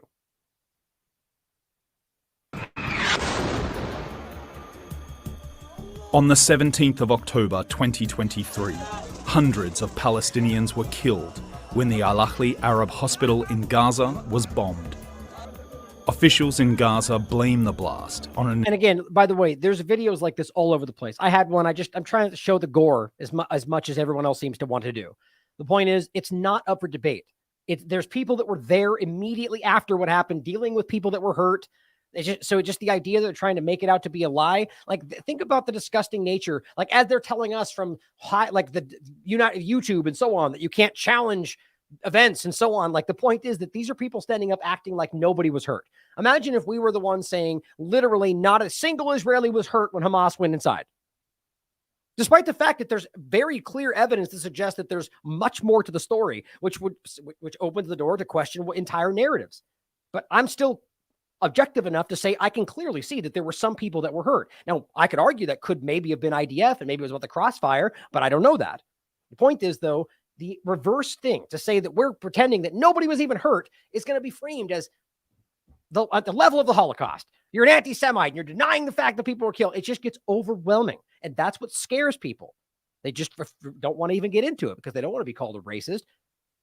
I mean, it's overwhelming. The point is, we can prove people were killed and they're acting like nothing happened. Like, realize their narrative is that not even anybody was hurt. They're faking it. But how can you fake that and then also claim that a bomb hit because it was something that they fired? That's my point. There's all these contradicting. As long as you pretend that it wasn't Israel, we'll say whatever we need to say. That's what I see happening. Israeli airstrike. The Israeli army denies responsibility and claims the attack was due to a failed rocket launch by the Palestinian Islamic Jihad. They say they used Al Jazeera footage to allegedly confirm these claims. But you're asking me for proof? You don't need to get proof from me. All you need to do is switch over to Al Jazeera, who broadcasted it live, and you can actually see. I got a screen caption just for you to see. This is Al Jazeera from last night. Our digital investigations team, SANAD, decided to investigate these claims and conducted an in-depth analysis of this Al Jazeera video, along with several other videos from multiple sources, and established a detailed second-by-second timeline of the events. By analysing Al Jazeera's live stream starting at 1845. Which clearly they have the ability to, since this is Al Jazeera, right? So it's interesting as they're now claiming that Al Jazeera's video proves this was not Israel, and they have the inside access to their own data, and they're proving that they're lying. The team was able to identify 4 Israeli airstrikes on Gaza, targeting the area near the hospital, starting at 1854-28, then 1855-03, then 1857-42, and then 1858-04. That's military time for just before 7 p.m. local. The team cross-referenced this video with another, captured by a camera situated south of Tel Aviv, showing a wide view of the Gaza Strip. That video shows a series of rocket launches from Gaza. That video clearly shows how the Iron Dome intercepted these rockets. Going back to the Al Jazeera live feed at 1859-35, we can see a single rocket launched from Gaza. This is the rocket in question. This rocket can also be seen on the Israeli video. 15 seconds later, Al Jazeera's live feed shows that the same rocket was intercepted at exactly 18:59:50. This interception has the same afterglow seen in previous interceptions. A closer look at the video captured by the Al Jazeera live feed shows the rocket being completely destroyed and broken apart in the sky. According to all feeds and videos analysed, this rocket was intercepted and was the last one launched from Gaza. Now, the reason that's relevant is the argument can't be, it's either that the rocket hit and caused an explosion, or it was shot down and then a piece fell. But either way, the point is we see the explosion that was huge. So people then argue, well, that was a Hamas rocket. Well, if the argument is it was what the Israeli government is saying, that they hit it and the shrapnel fell, then it doesn't explain what actually happened. And even further, what they're showing is that it was completely destroyed in the air based on their analysis. But this is what gets more important, I think. Before the bombing of the hospital. 5 seconds after that interception, an explosion in Gaza can be seen, followed 2 seconds later by a much larger explosion. This is the strike that hit Al-Ahli Arab Hospital. As a result, Al Jazeera digital investigations team found no grounds to the Israeli army claim that the strike on the Al-Ahli Arab Hospital in Gaza was caused by a failed rocket launch. So that's now two groups that in their assessment are saying we can prove that it was not a Hamas, this was an Israeli strike, is the point. Here's Alan McLeod showing you an interesting point. Over the hours, the New York Times subtly changed. You know how often I point out how ridiculous it is that they just quietly, without any asterisk, just change their articles. Now they just put updated, like every article under corporate media just has posted and updated. Oh, how many times? Where? What'd you change? Like they just have completely foregone any journalistic integrity these days. It's pathetic. So they just change things, don't tell you what. Now here's the headline change over 3 different changes up to absolve Israel of blame. And he says, we're watching in real time how consent gets manufactured. So Israeli strike kills hundreds, Palestinians say. Like, that's not enough, right? That you're already giving an asterisk, like, well, they said so, even though you can prove what happened, first of all. Then it goes, well, at least 500 dead in strike, somebody in Gaza hospital, still Palestinians say. So now we're disputing the strike even happened. Then it goes, at least 500 dead in blast in Gaza. Think about how dumb that is. Stand by what you're reporting or lie in the first place. It's just so ridiculous. These people are clowns, man. Now, here's what Ben Shapiro said. So just to be clear about this, because he knows, right? Because he has all the evidence, right? Palestinian terrorists tried to fire a rocket at Israel. It fell short and it hit a hospital, killing hundreds of Palestinians. Well, we just proved to you that it was not a falling short rocket. It was destroyed in the air. So at best, it was shrapnel. Then how did it cause the explosion? The point is that's not what happened. He says it fell short because that's what he was told. And he's blindly reporting because he's a PR person for Israel.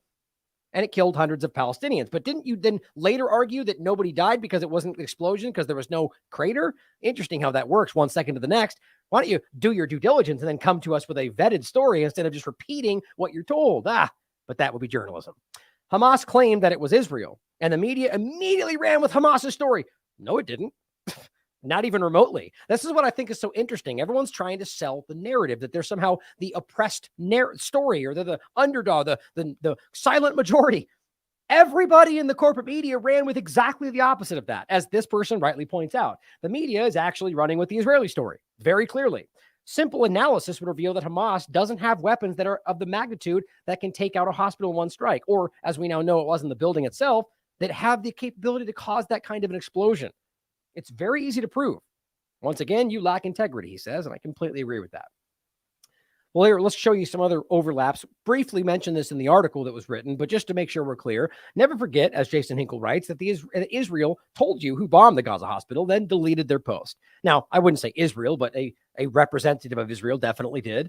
Israel then told you that they had video evidence proving they did not bomb the hospital, and then deleted it again. See, this is the one we just talked about. This is the one showing those 2 videos, claiming that the rocket was carried out towards Israel, which passed through the vicinity, and then they deleted that too. I mean, how much more do we need to see? And then going underground, and plenty of other people picked up on this, showing you that he did post this, and then he lied about it, and even that got fact-checked.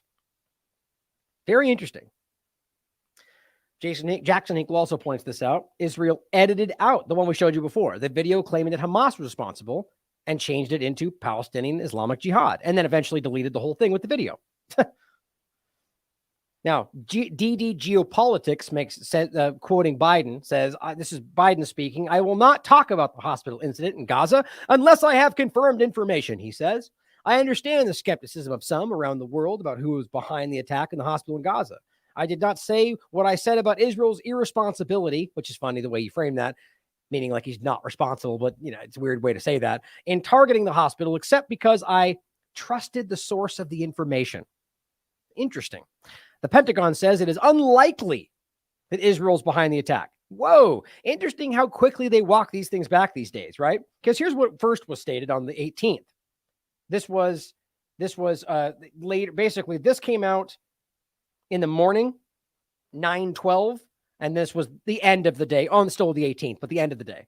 So here's what came out first. Reported Pentagon independently concluded. Clearly not. It's clearly likely, and from other people's information, that Islamic Jihad, which is actually Palestinian Islamic Jihad, responsible for the blast. Joe Biden was asked by a reporter in Israel on Wednesday what made him confident that Israelis weren't behind the explosion that killed hundreds, which even they're pointing out in the hospital. Is it dumb how these narratives get spun around on Twitter? But it says Biden responded that it was, quote, the data I was shown by my Defense Department. The two officials told ABC News that Pentagon independently concluded that they did this. Well, here's the funny thing is then later it ends up being, well, they said likely not Israel, and I don't want to speak on it if I'm not sure. It's like, wait a minute. You literally already came out and said it was them. This is how dumb this gets. Just like he comes out and says, I never thought I would see personally terrorists cutting heads, babies off. And then later the White House goes, he has no idea. We have never seen any evidence. It's so easy to show that these people are deceitful, man. Solomon Ahmed points out Israeli crater parking lot claim exposed. Now, this is the point where they're saying, well, there wasn't a crater in the ground. So they didn't actually even bomb the area, or nobody even died. But both of those completely contradict the narrative that they've already spun up, which is ridiculous. But it says Israel's final claim is that the lack of craters at the hospital rules out that it was their bomb. That's what Robert was saying. JDAM is the name of it. He says this is the last lie because JDAM includes, and you list off a bunch of munitions, does have an airburst mode, which does not produce a crater. Now, I've confirmed this with many other people, and I'll show you what it looks like in this video. He says it kills using shrapnel, shockwave, and fireball from the explosion. In fact, this is a more sinister motive since it will kill more people but cause less damage to infrastructure.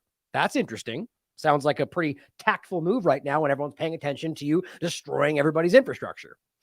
The Israeli forces, Israeli occupation forces, knew there were refugees in the vicinity, and they did not want to leave proof of detonation. That's his opinion, right? But this is what it looks like. And this missile that they do have capability of using would end up looking exactly like what we see in the area if it did this. Truly shows the incredible firepower of airburst or proximity ammunition. The artillery tend to prefer projectiles being used like this against soft-skinned targets or dismounted infantry and even troops in trenches. But as you can see, this seems to be an airdropped bomb. The level of destruction from airburst ammunition is fascinating, but truly also terrifying. Interesting. And the point is that the JDAM missile does have that capability. Now, here's somebody showing you the breakdown of like the area we're looking at and indicating that the way that these cars exploded, I mean, think about it. Like the idea that why do you have these cars that have these dented down roofs in kind of a circle area? Sure, I'm sure you can come up with any number of different explanations, but it's a data point that suggests that, especially since we also don't see any kind of big air. You just see the one spot in the middle where it kind of it exploded in the air. From what I understand, that's exactly what it would look like.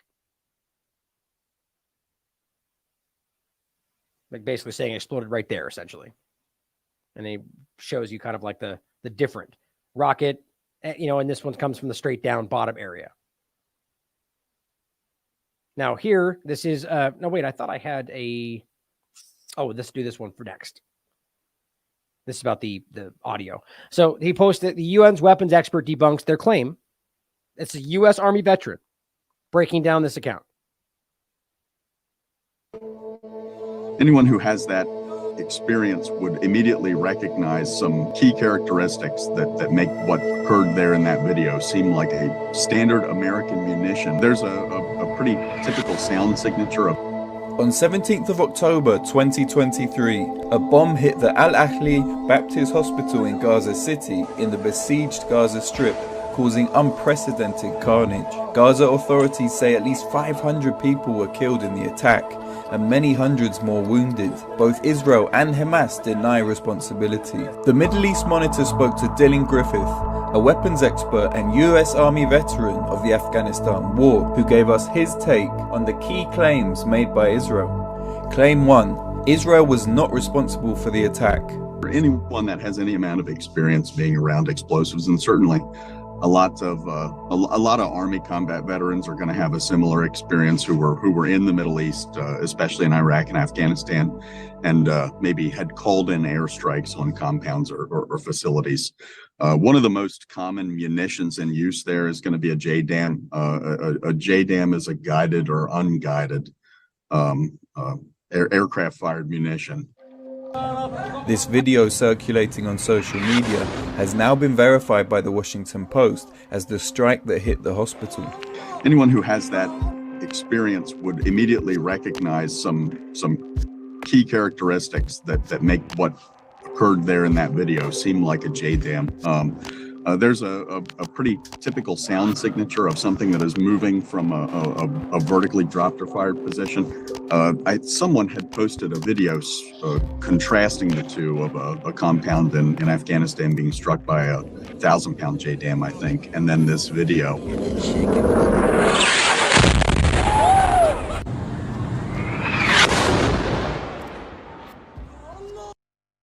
See, for me, guys, quite frankly, that was not all I needed, because of course I would never leave it at that.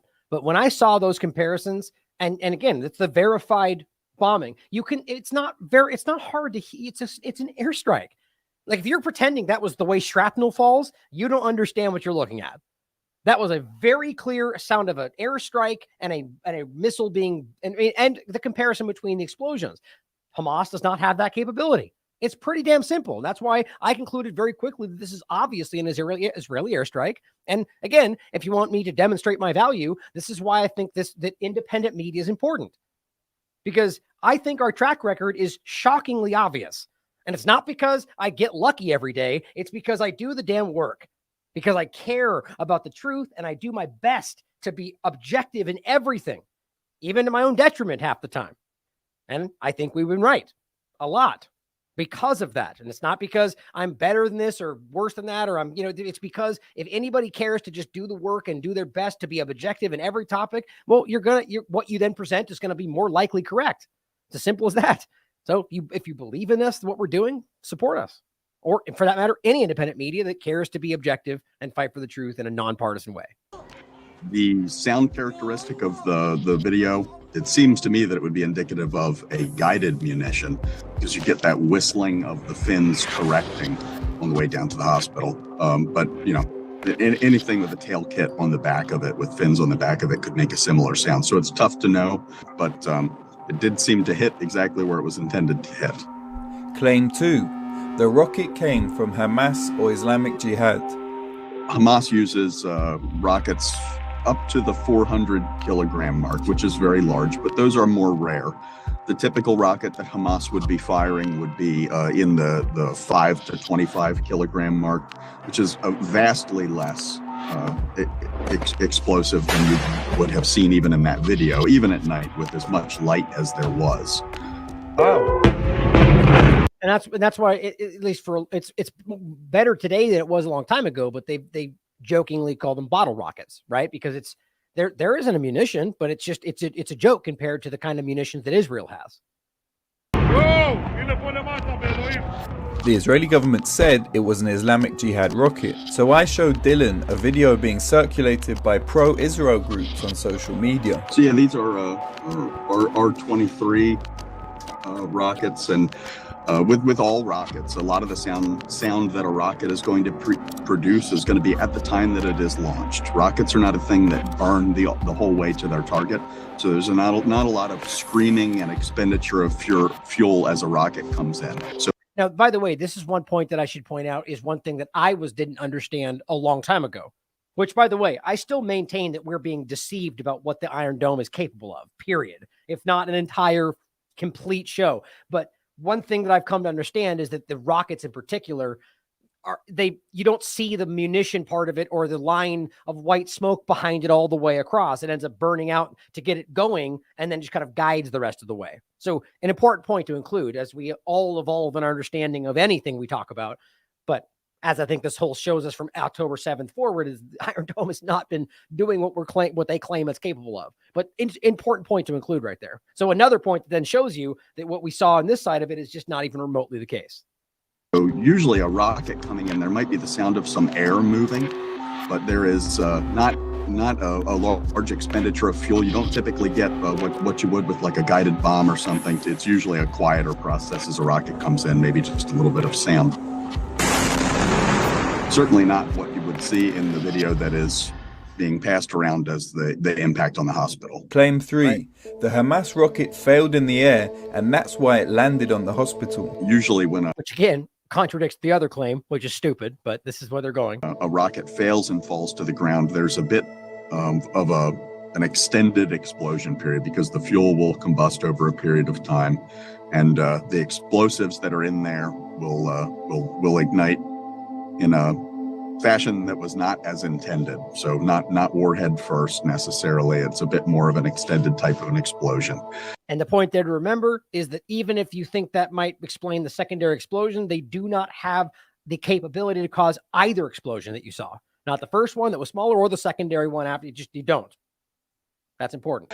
So it definitely does not seem like it would be a failed Hamas rocket attack. It doesn't have any of those characteristics to me, but it certainly does look like a standard American munition, the likes of which we have sent at this point, thousands to Israel. And Biden just told you he sent a bunch more. To be used for explicitly this kind of purpose. I have it on my account somewhere in a video of those coming into Israel off of a C-71, something like 300 to 400 2,000-pound JDAMs going into Israel. And then shortly after that video, there is an increase in the number of videos that we had seen coming out from the Gaza Strip of large penetrating bombs.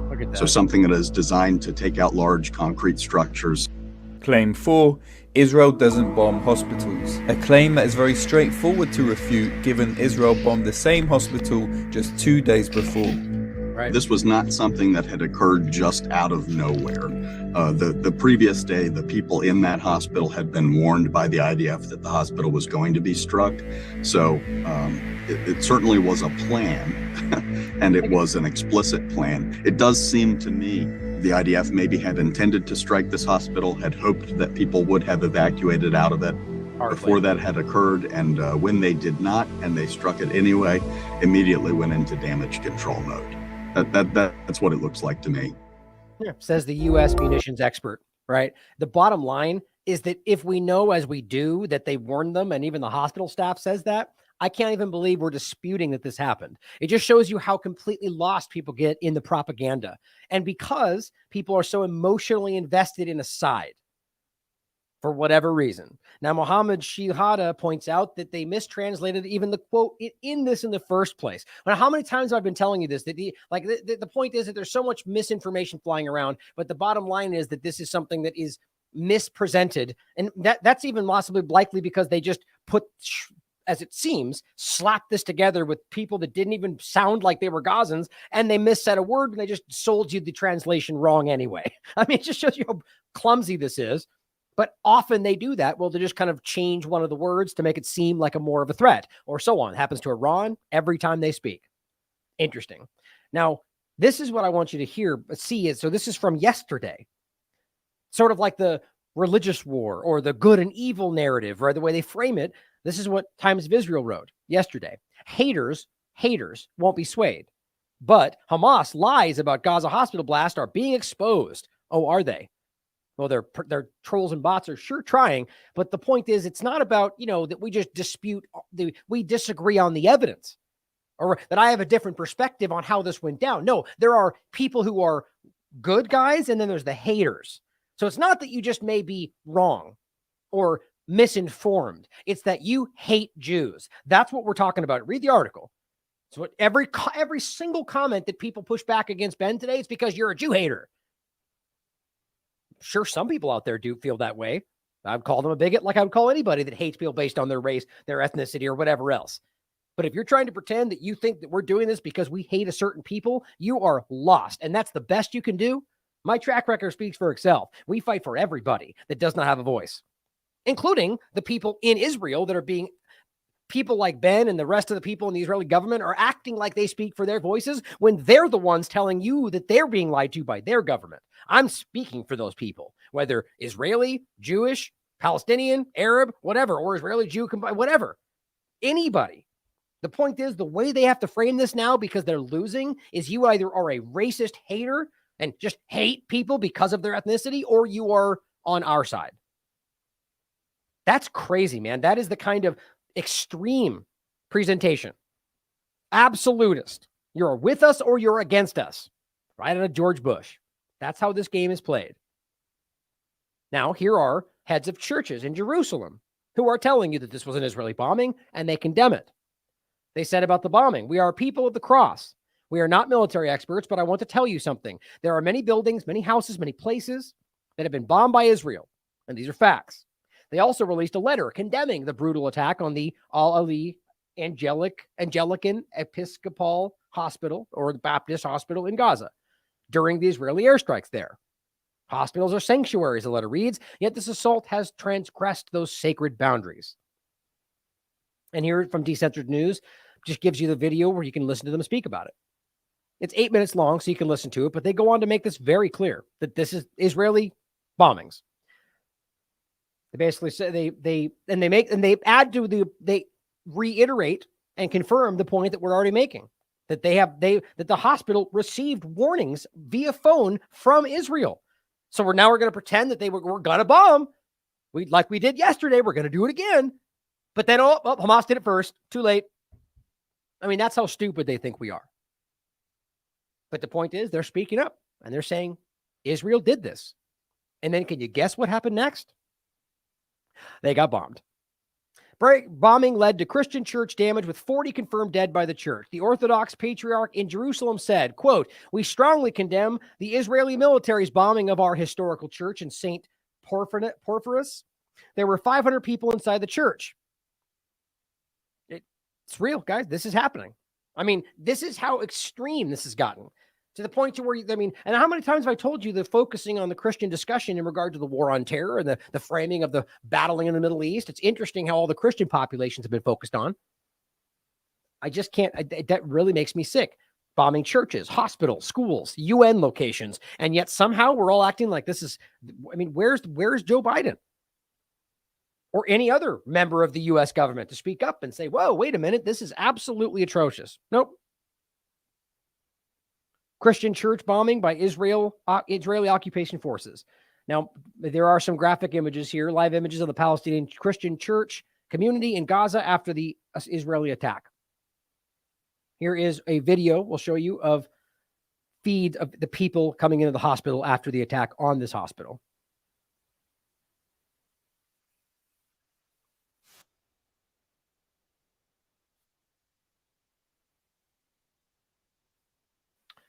Now, let's get into some other things that were bombed. And this is all over the last couple of days. Maha Hassouni points out an Israeli airstrike targeted the entrance of a United Nations school where thousands, I think it's almost up to 500,000 at this point, of internally displaced persons are taking refuge. The school is located in Khan Younis, in the southern Gaza Strip, a place Israel asked residents to move to. Okay, they said, move here, it'll be safe, so we can target Hamas, and then they bombed these locations. It's happened multiple times. They bombed the caravans going to the crossing. They bombed the crossing 4 times. They've bombed the south that they told them to go south. They bombed these locations. Here, go to Khan Younis. They bombed Khan Younis. This is over and over. And just in case you think this, oh, she's an Arab, she must be wrong, just because you assume based on the picture, or you assume because she must be a liar based on that because you're a racist. The point is, it's easily proven. Reuters, at least 6 people were killed by an Israeli airstrike on a United Nations refugee school in Gaza. I just don't know why this is not getting... Now, even the leading supposed corporate media, the Associated Press, Reuters, French press agency. Those are the top groups that most of the corporate media take their information from. And even they are reporting this. Now here, just in case you think this might be one-off, oops, we made a mistake, or we blame somebody else, Israeli military refuses to investigate an attack on the same school in Rafah, Gaza, that killed 14 civilians. Yesterday? 2 days ago? No, it's 2016. Over and over and over. And now we wonder why this is happening. These people have been oppressed for generations. Nobody cares. And even when it's this obvious today, their governments that's why I'm pointing out that they're all being exposed. It's showing you that they don't care about human rights. They don't care about international law. They care about using every one of these things to control your life, to force you under a boot so they can act like they're acting for the good of the people while they actively do the exact opposite anywhere you pay attention. Makes me sick. Here's the United Nations. Specifically, the UN, and this is the Agency for the Palestinian Refugees. This is not some kind of Hamas organization. This is not some fringe group. This is the United Nations, but their Agency for Palestinian Refugees. They're currently hosting 500,000 people in the facilities that they just bombed, including the school that was hit yesterday during the Israeli airstrike bombardments. At least 6 people were killed at the school of the United Nations. CNN, Fox News, MSNBC, you should be ashamed of yourselves. Or I guess really we're all just seeing you for what you have always been. Here's what he has to say. Some 400,000 displaced Gazans in its schools and other facilities.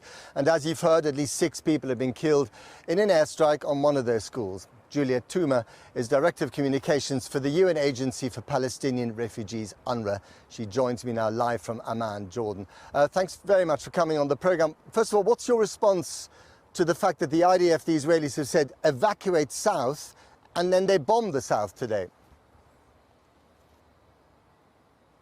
We thought that we said that evacuation order was horrendous, in fact. And to update your figures, UNRWA is currently hosting 500,000 people in our facilities, including schools, including the school that was hit this afternoon during Israeli airstrikes and bombardments.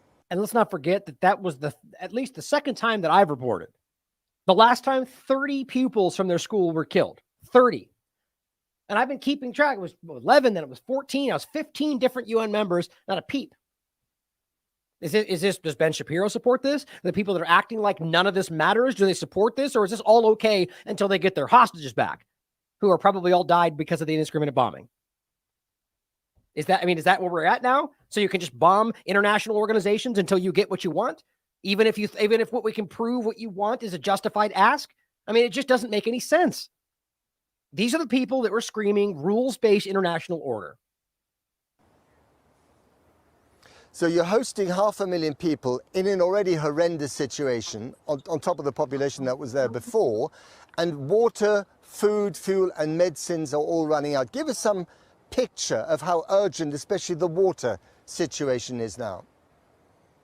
Well, Gaza has been under siege for the past 10 days, and UNRWA has not been able to bring in any supplies for the past 10 days. Let's just be clear. Gaza's been under siege for 75 years. Palestine has been under siege for 75 years. But what we're talking about now, and then Gaza for what? I don't know. Specifically, a few decades. But the bottom line is that this is just the increasing of that siege, like an absolute blackout versus controlled flow and the same kind of suppression. That's the difference. And we have they know to bring in supplies, including fuel, so that water runs back into Gaza, the Gaza Strip. And we have to bring in other supplies, including food. Already before the war started on the 7th of October, 1.2 million people depended on food aid coming from UNRWA alone. Poverty is very, very high in the Gaza Strip. So already before the war, the situation was desperate. It's becoming tragic by the minute. Tragic. Just unreal how obvious this all is. Here, another post from the United Nations Palestinian Refugees Agency. We have lost so far, and this is as of 2 days ago, 15 different colleagues from the United Nations due to Israeli bombings. That's an absolute verifiable fact. Here's the same agency pointing out there's a total siege being imposed on the Gaza Strip. Quote, this amounts to collective punishment, and collective punishment is a violation of international law.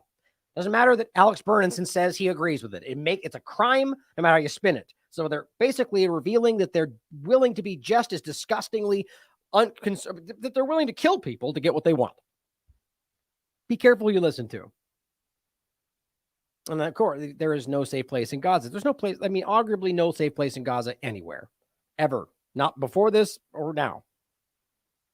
Because it's an open-air prison, guys. That's what we have to understand. Here, they're also pointing out an attack on densely populated refugee camps where displaced people are sheltering in the UN schools and UN premises is utterly shocking to me and to my colleagues. Right? So this is being discussed from the United Nations perspective. This is just obscene. You're bombing refugee locations of the United Nations and not a peep.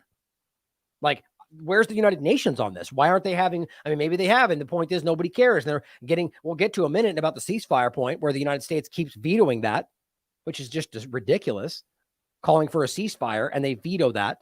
Clearly the only other way to take that is they want this to continue. Here, they make a good point. If people do not die from these airstrikes, the United Nations points out, they will die from pollution, the spread of infectious diseases because of what they have been. It's the same thing they did in Yemen when they shut down, they stopped, they bombed their reserves, their food, their water. They stopped them from coming in from the port. And then, of course, they have a cholera outbreak because they can't access their food, their medicines, or anything. And then they blame them. They say, oh, it's because they're disgusting, showing their racism. So we're going to get to. That's probably already beginning to happen. And then they're going to blame them for it. Now, here is from the United Nations, which was retweeted by the Palestinian Refugee Agency. Schools are not a target. Hospitals are not a target. Children are not a target. Civilians are not a target. Humanitarians are not a target. And of course, they fall short of making sure you're clearly pointing at one side here because Hamas is not targeting schools, hospitals, children, civilians, or humanitarians. Of course, they're going to argue they've done it over the years, but not right now. And I, quite frankly, that we could dispute everything we're talking about there. But right now, this is a one-sided affair. That's what they're talking about. But it doesn't surprise me that the UN would fall short. Now, Robert points out, in addition to the hospital, Al-Ahli, and other things we've mentioned, Israel is now launching airstrikes at the Al-Quds hospital in Gaza City. That's the other image I have on the main image today. Well, one of them is a bakery they've targeted. One of them is the school targeted with the UN. And the other one is this shot right here, where you can see the explosion in the background. Also, you can hear the airstrike and you can see the huge explosion. Same point from before. This is an Israeli airstrike. People are taking refuge inside that in fear the hospital will be directly bombarded after Israel threatened to hit it. And then they hit it. Same thing as before. Hospital to hospital. Bombing the residential tower near the Al-Quds hospital in Gaza City. And the other point was on this, you can see the same kind of, they're saying the flare from the jet is what people are arguing. And the point is, you can see the comparisons here from DD Geopolitics. Israel continues to strike Gaza. Notice the flares in both, as well as the sound. Exactly the same as those in the hospital bombing. You can see both of them. That's the first hospital bombing, and this is the one you can see.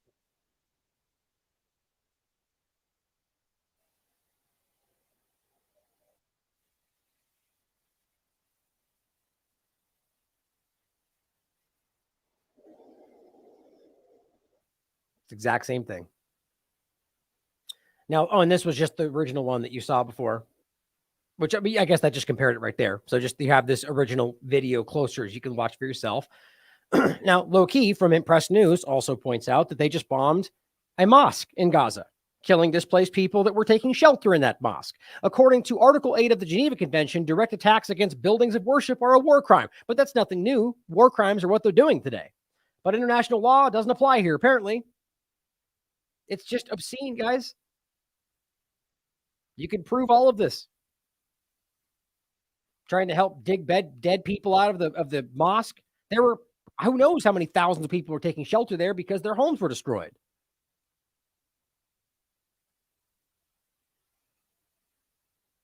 Now, Sarah Abdallah points out, where's the International Criminal Court?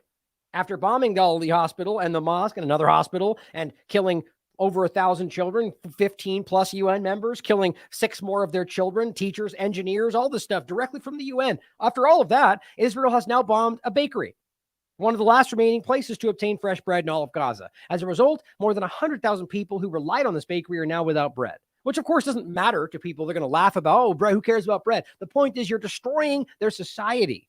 None of this has to do with Hamas anymore, guys, other than just punishing people there because they punishing average civilians because of what Hamas did in Israel, or to just target Palestinians, as seems to be the entire point. Here is Palestinian Highlights pointing out it's not a scene from a video game. It's the heartbreaking reality of Israeli bombs striking residential areas. Just take note of the civilians on the ground. This is nothing new. Multiple buildings. Look at this, guys.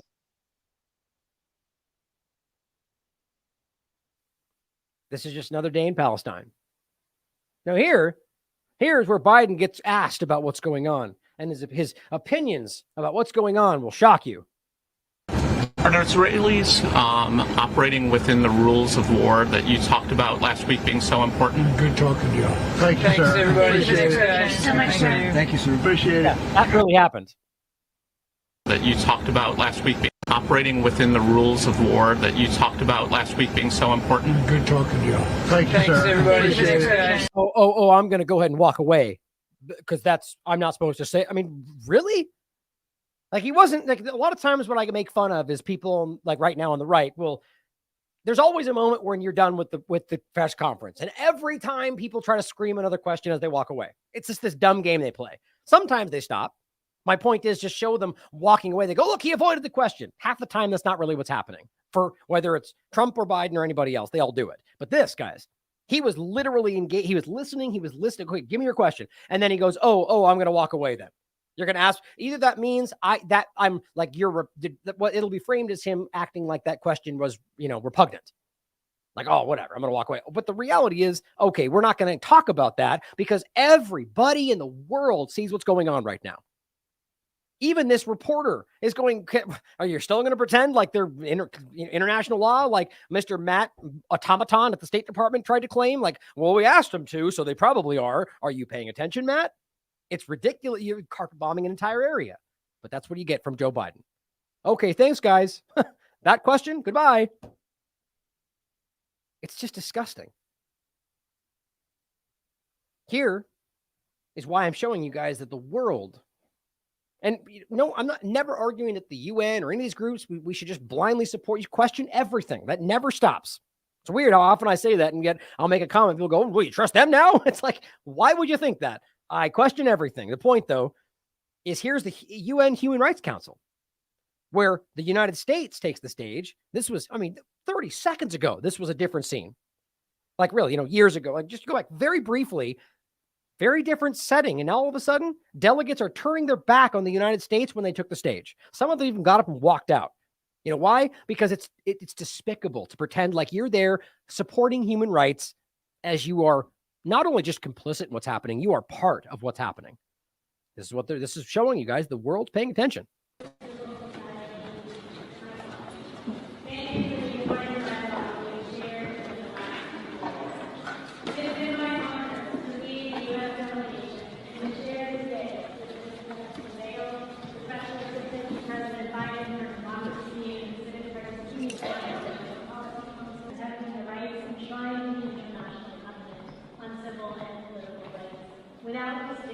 That's easily half the people there.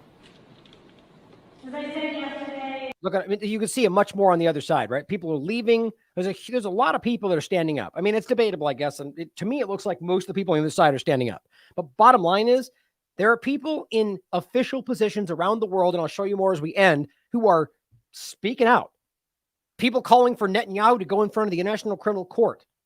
And I don't think that they'll never let that happen. Just like the U.S. government will be like, I think both Pompeo and Bolton under Trump both threatened. I think it was different. Actually, one of them, it was Pompeo under Trump and then Bolton before that. They publicly threatened the families of people in the ICC when they claimed they were going to investigate Afghanistan.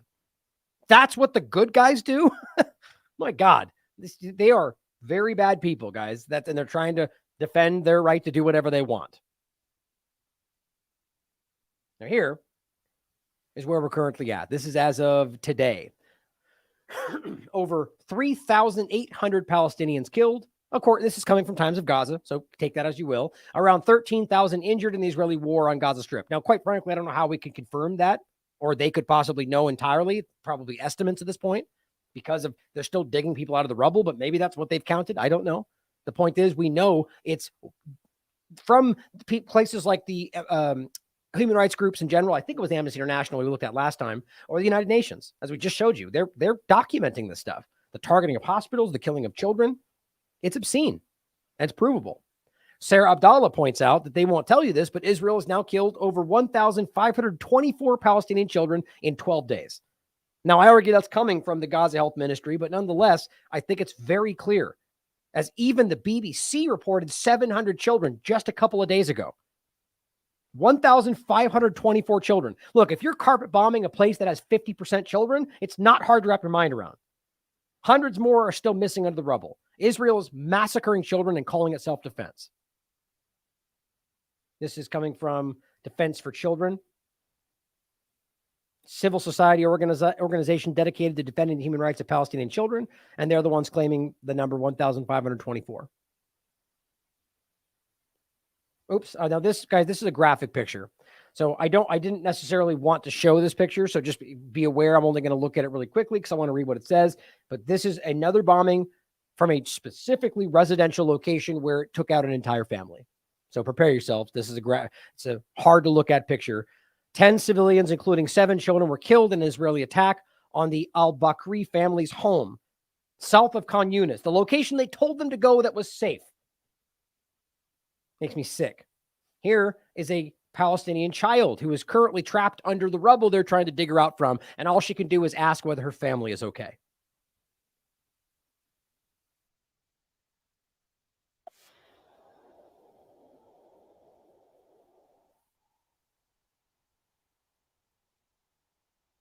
God, man. So are we still pretending that's Hamas? Is that the story that we're being told? That's a Hamas member? All the children? Well, here's Ben Shapiro.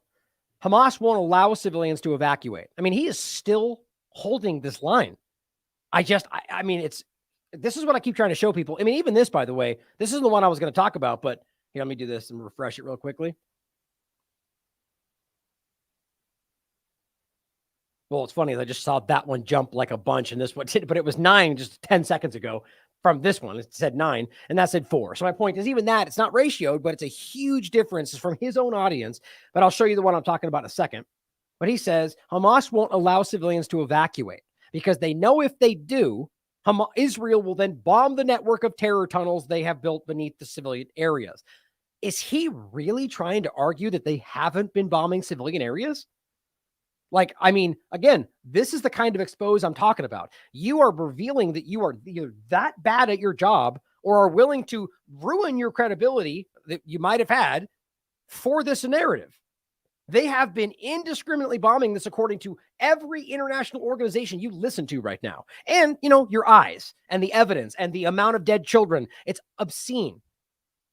Israel must take out those tunnels before a ground incursion or risk the lives of thousands of soldiers. Now you see the narrative developing. Oh, we had to bring it to the ground. Otherwise, when we went in, then we would risk Israeli soldiers. But to do that, we have to, 1, kill everybody there, including all the hostages, including 600 civilians that are American, including the hostages that are Israeli, as I said a second ago. And I mean, but that's okay, though.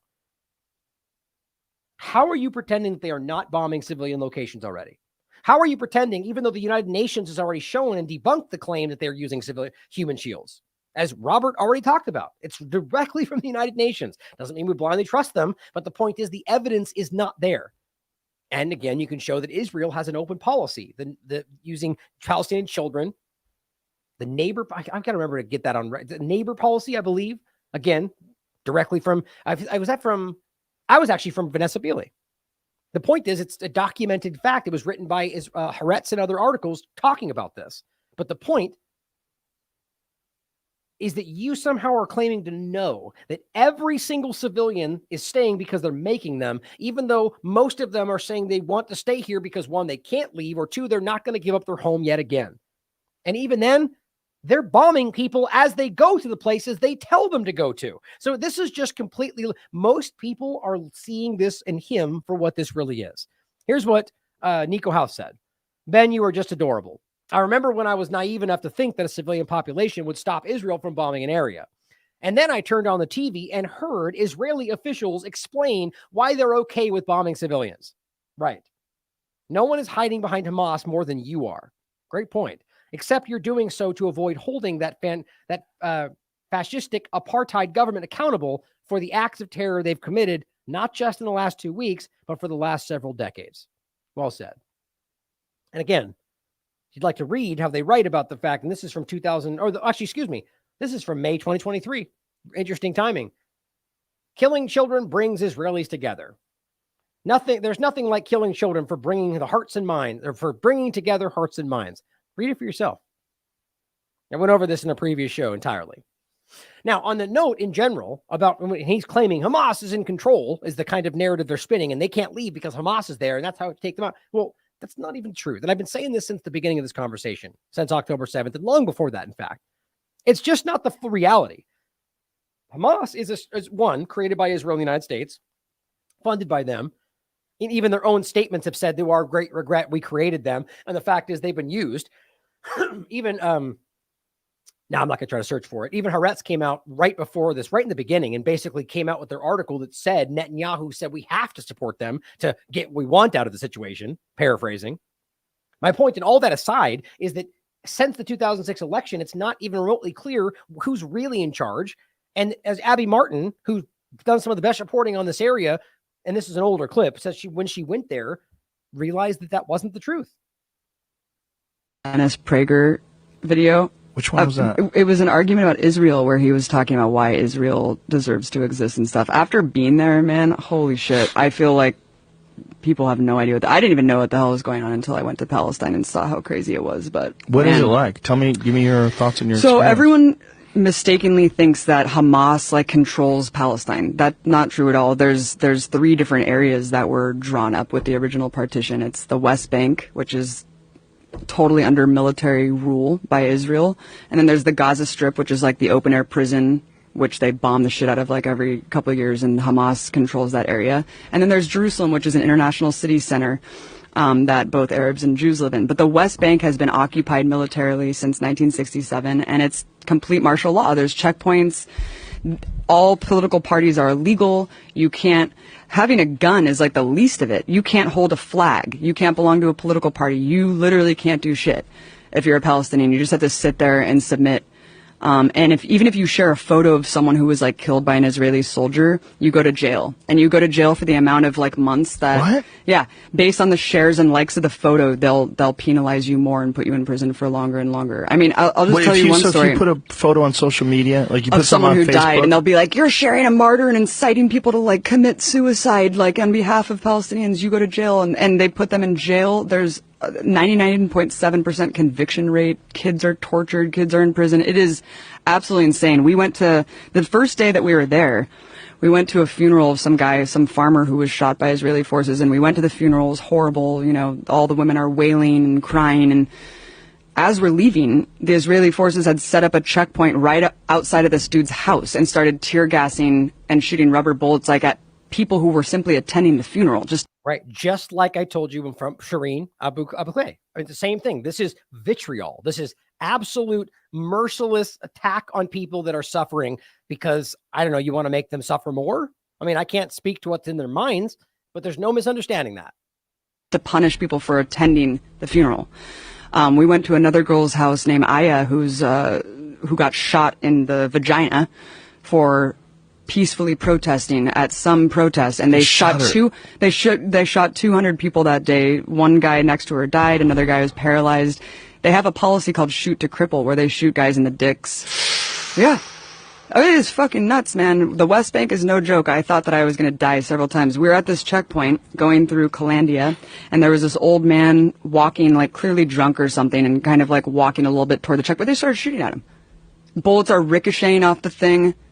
And my partner Mike, who was an invading soldier of Iraq, was just like, we're going to die. Like, they're shooting this guy. There's bullets ricocheting. It was absolutely insane. And as we go through the checkpoint, the soldier's like, hey, stay safe out there.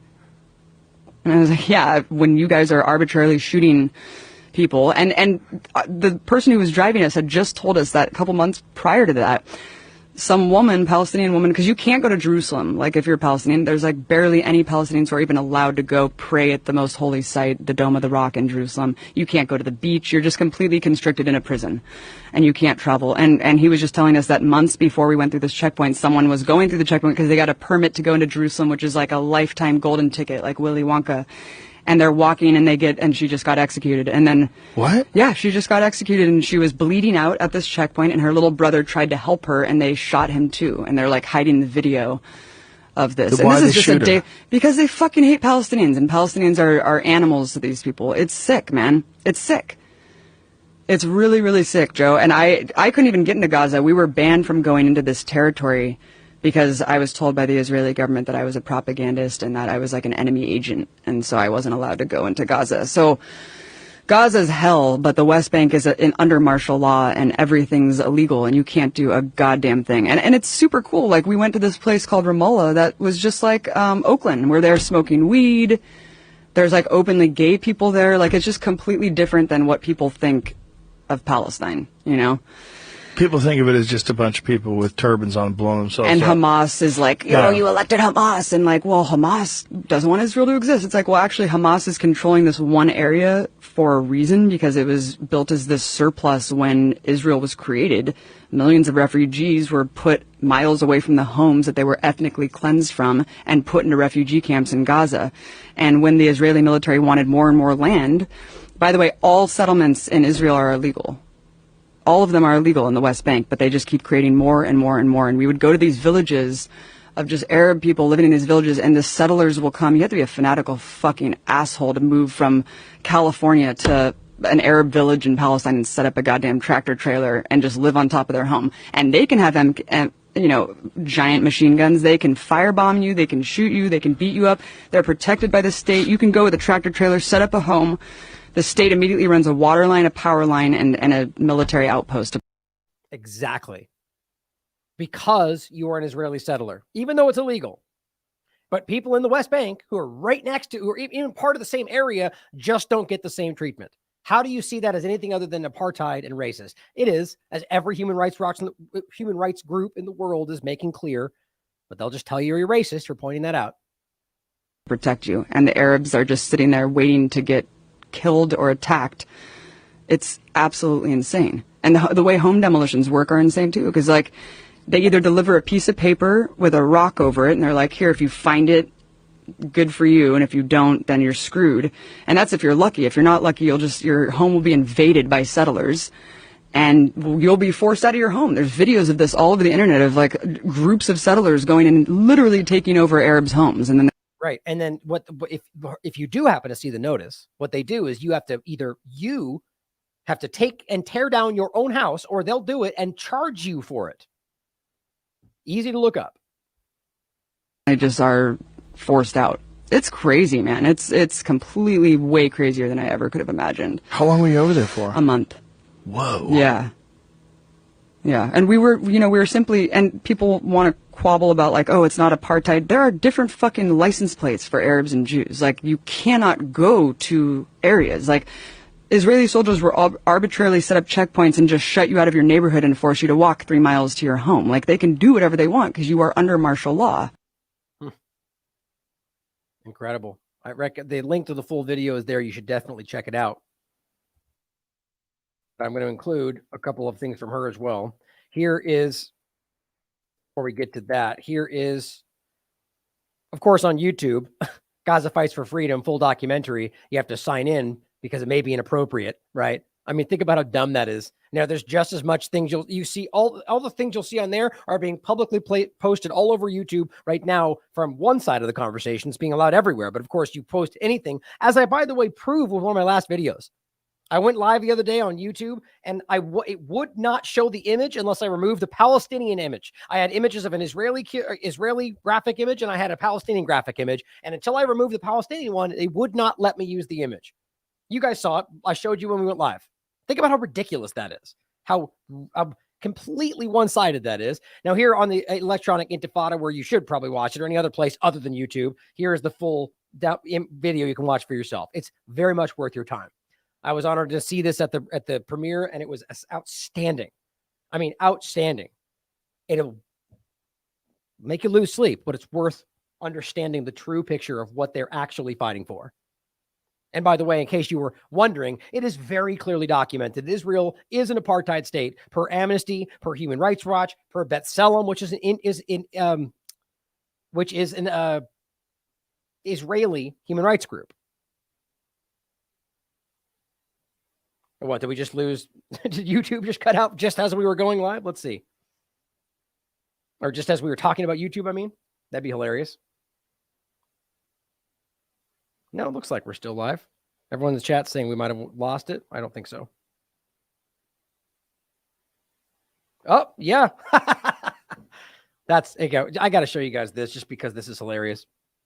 So literally, as we're talking about the contradictions of YouTube. Oh, wait, nope, it just came back. No, it looks like we're still live.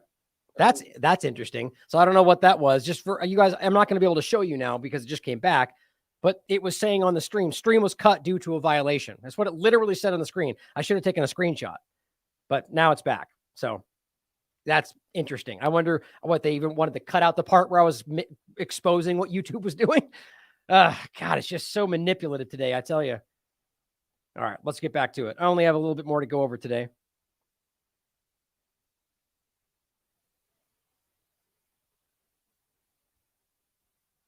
All right, so this part I think is important to make sure we don't miss. Miriam points this out. That's where I saw it first. Thank you for posting this. Here's the original tweet. I'll show you next. Palestinian American child holding a passport insured and his sister killed in Israeli bombing in Gaza. In video, he says he was by the border trying to get out. And he tried. Oh, you know what? Did I really just completely misread that the first time I was looking at this? I'm going to have to update that and put an asterisk. I think I wrote that he was killed and it was his sister who was killed. Either way, we're talking about the same point. That's frustrating. Yeah, dang it. Well, in any case, see, there's your example right there. Mistakes happen without meaning to do so. But anyway, the point is the same. The Palestinian American child, along with 400 to 600 other Americans, citizens or not, that are in Gaza, why doesn't the government care about that?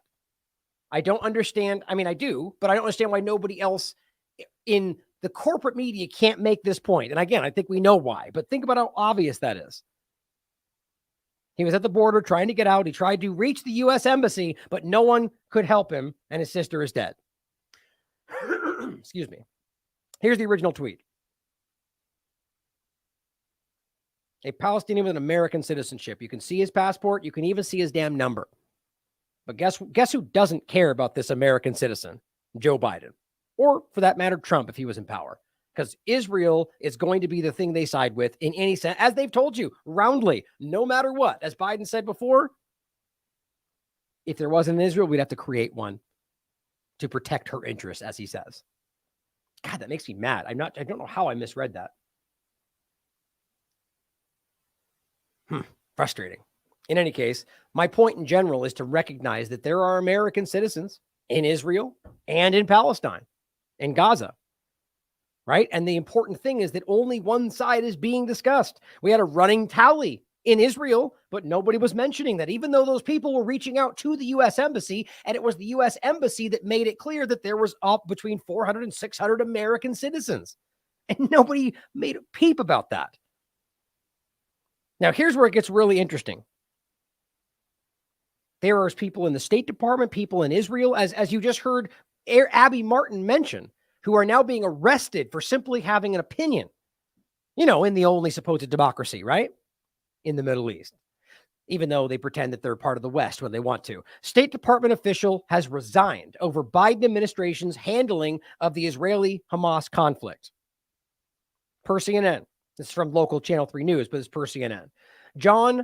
Josh Paul, who said he has worked in the Bureau of Political Military Affairs for more than 11 years, said in his LinkedIn post that he resigned, quote, due to a policy disagreement concerning our continued lethal assistance in Israel. That is very clear. Let me be clear, he says, even more so.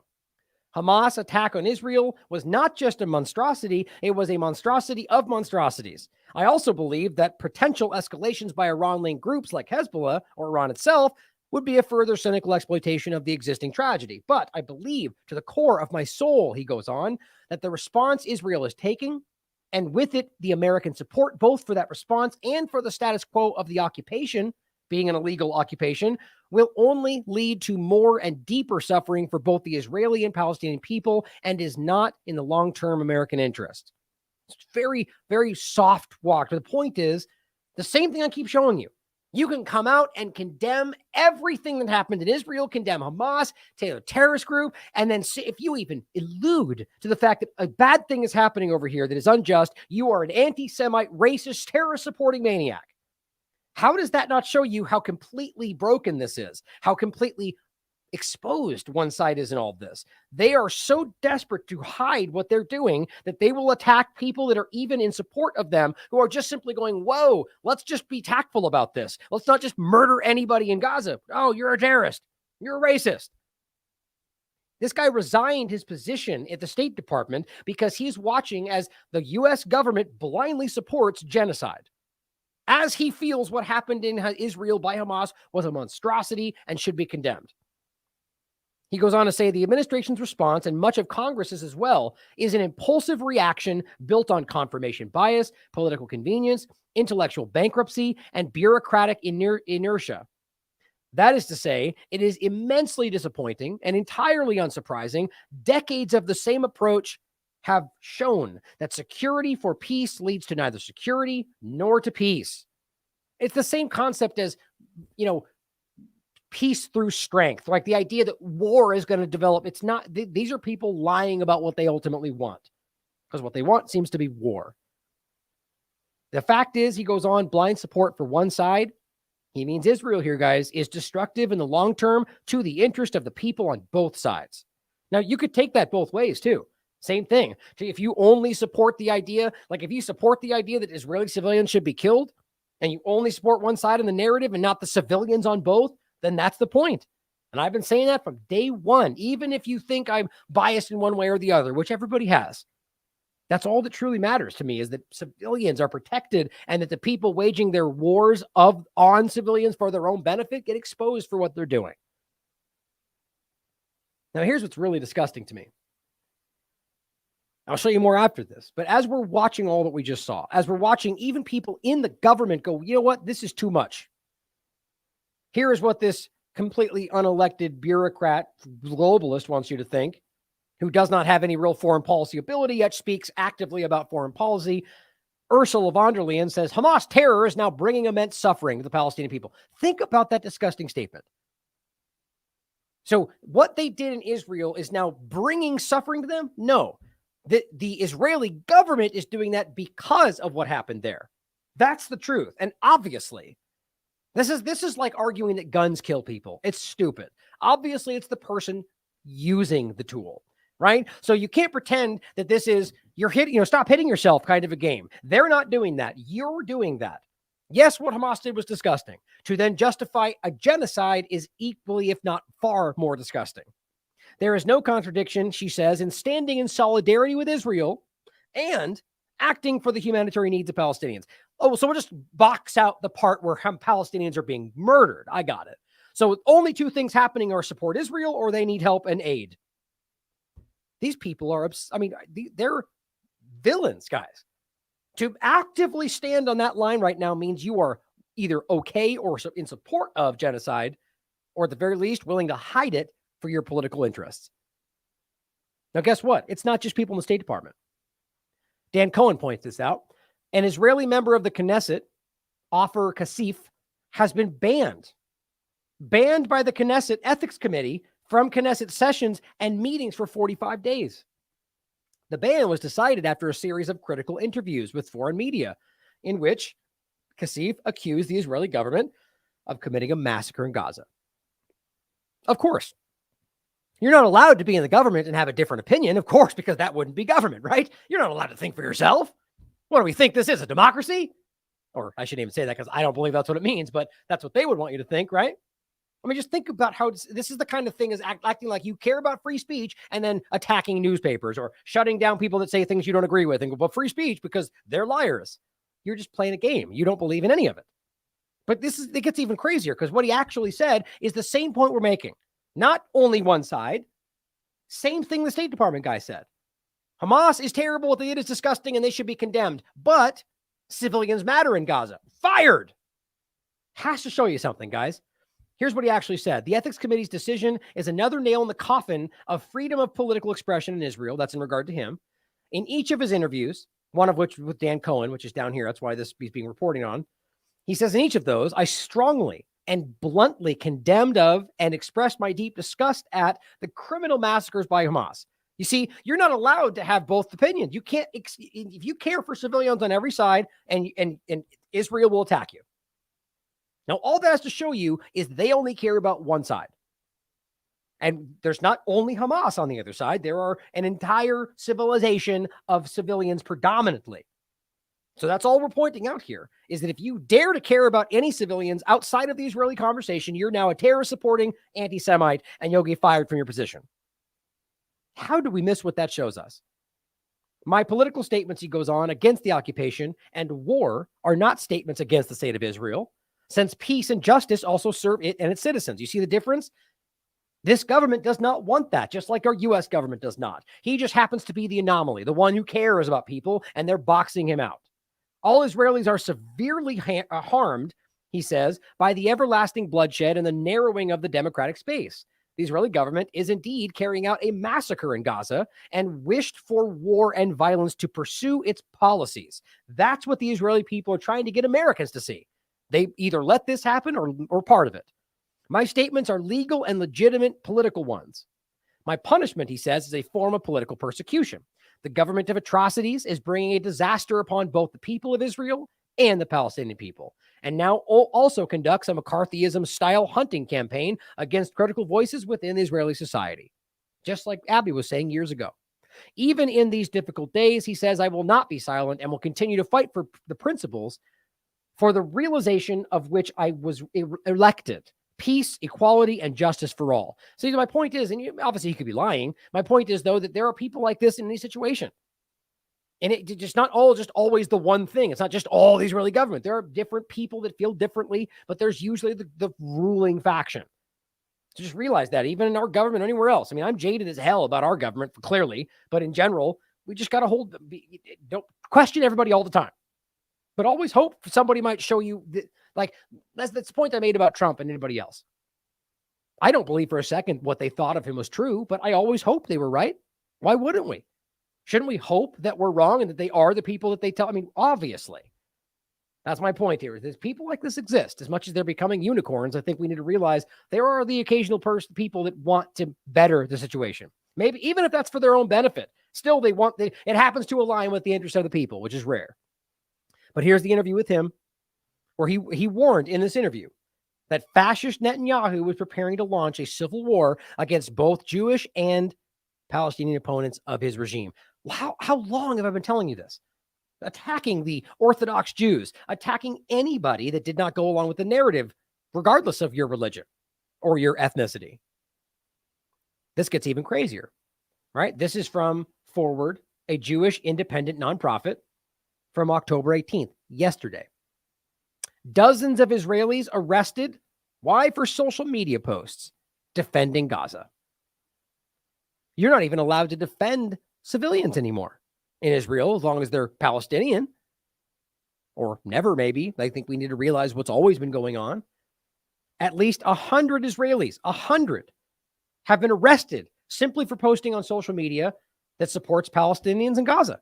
Not Hamas, guys. civilians in Gaza. And 70 of these people, 70 of them, remain in detention. They haven't been charged with a crime. You know what that's called? The Palestinian treatment.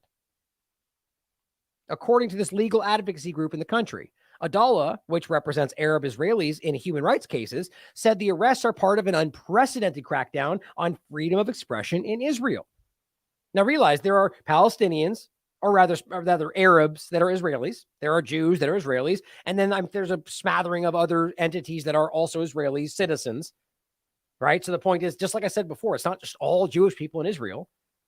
Now, the point is that obviously Arab, even Israelis with citizenships are treated as secondary citizens. That's, as Abby was pointing out, that's the apartheid. But this is both Arab Israelis and Israeli Jews. Anybody who is speaking about this right now and saying what you're doing to Gaza is wrong, they're getting attacked for it. I'm going to make this point even more clear in a second. It says, quote, "We're seeing things we didn't see before." Adi Mansour, an attorney in the Civil Rights Unit, points out, quote, "There's a change in the perception of what is allowed and what is prevented." Oh, is that how laws work? The government just decides to change in the moment? And no, that's how an authoritarian country works. They just decide that we don't like that, we're going to crack down on it.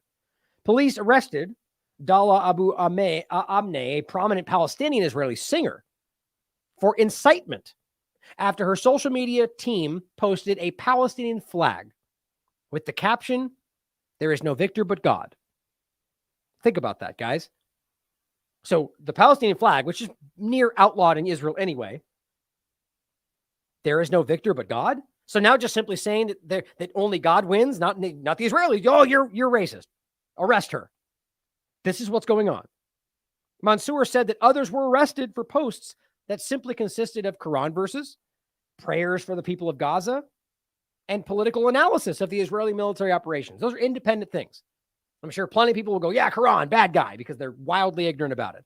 But prayers for the people of Gaza, simply saying, we hope civilians don't get killed, arrest them. Yes, that's happening. Or analyzing what Israel's military is doing and saying, well, that's dangerous and that's bad. Go, you're arrested. Democracy. He said that so far, nobody had been charged by the prosecutors, which makes it even worse, guys. The police had held many of them for several days. And the point is, 70 of them are currently still in detention right now. You're being held without charge, seemingly indefinitely when they decide to let you go because of a post on social media. I mean, let's not pretend this is democracy, guys. This is authoritarianism. But we need to realize this is the kind of thing that's always been going on to Palestinians. Quote, "In all cases, their phones are taken. There is no probability that they will sabotage the investigation because there are no witnesses. The only question is the legal one. Is this incitement or not? And despite this, the judges are giving the green light to extend the arrest, meaning keep them detained without charge."